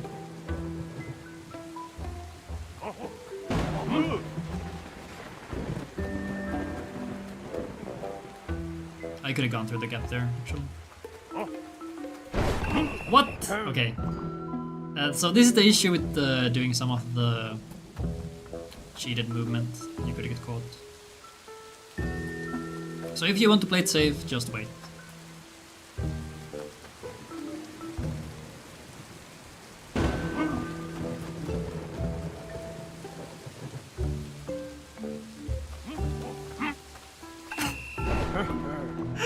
Okay, I swear the lightning strike frequency here is a little bit inconsistent. It could just be me. Maybe I get a little antsy.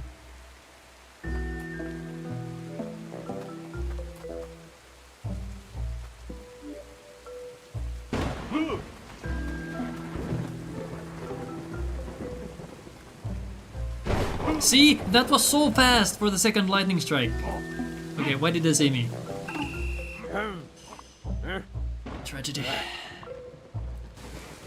But yeah, this ending is just a matter of getting used to it.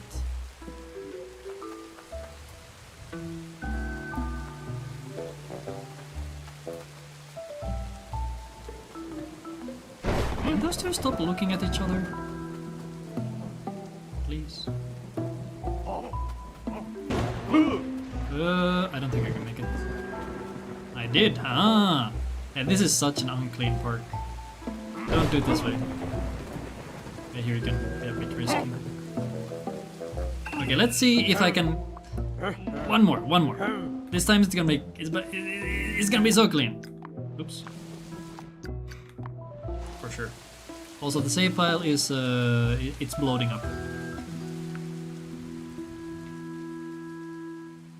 And actually, let's see if we can get the other cycle for the first guard.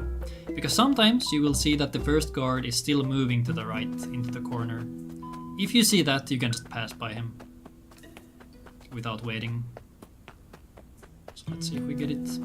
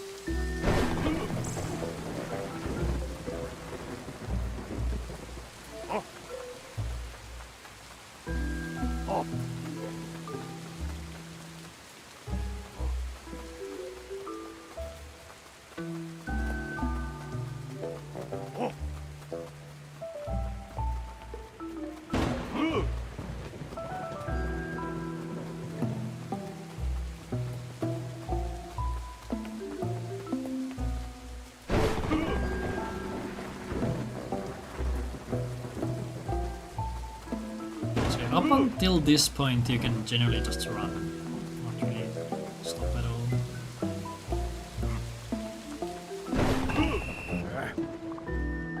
Why? Why? Yeah, don't cheat, just wait. Fair play and all that.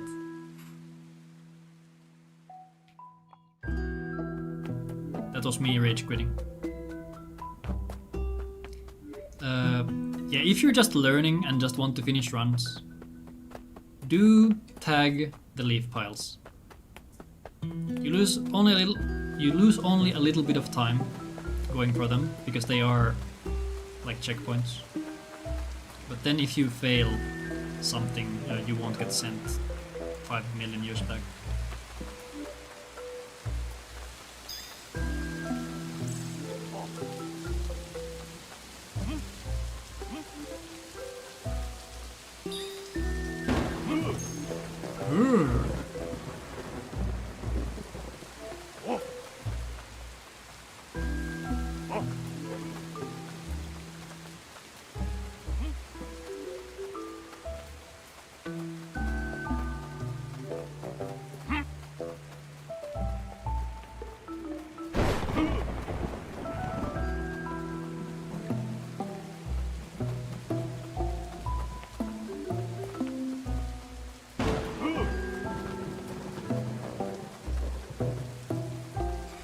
I'm not gonna cheat movement here, I'm just gonna wait.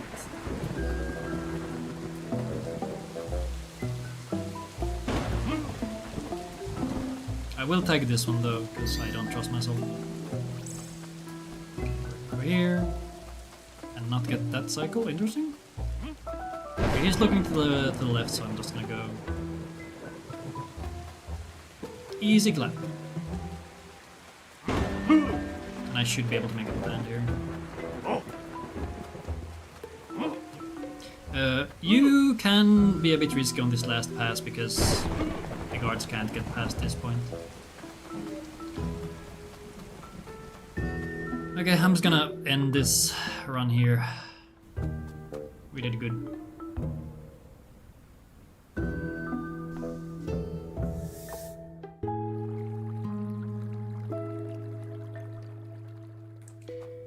Cutscene. Some final dialogue meshing.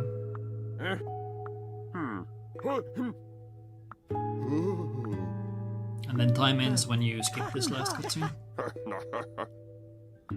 Or when the screen goes fully black, I think.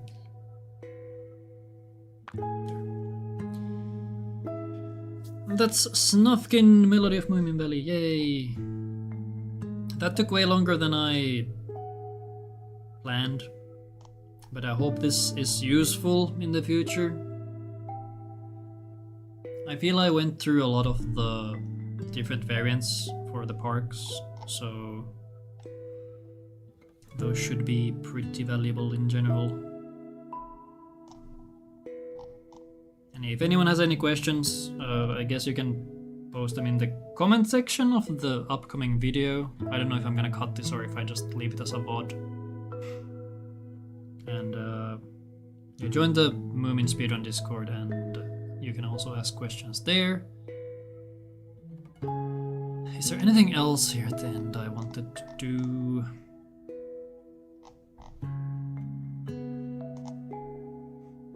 I guess not really. If anyone has any questions in chat at this point, I guess I can answer or show things.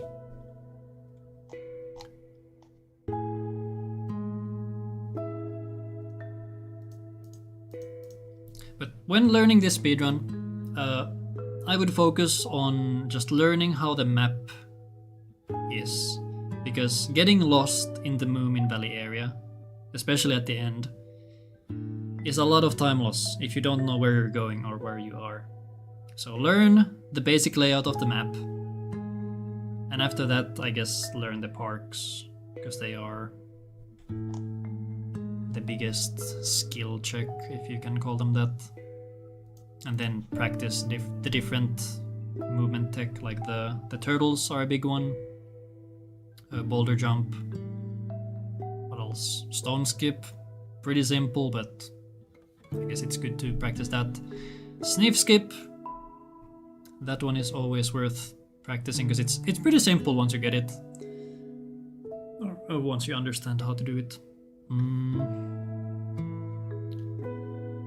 Anything else I can think of? I guess the barrel section is one that you might want to practice. And the stick race with the new movement. If you want to really go deep into it, you could try to get really good at the Snork warp skip after the stick race. If you can find a consistent setup for it, please tell me. Because I have not been able to make it consistent and have not gotten it once on release patch. So there's that.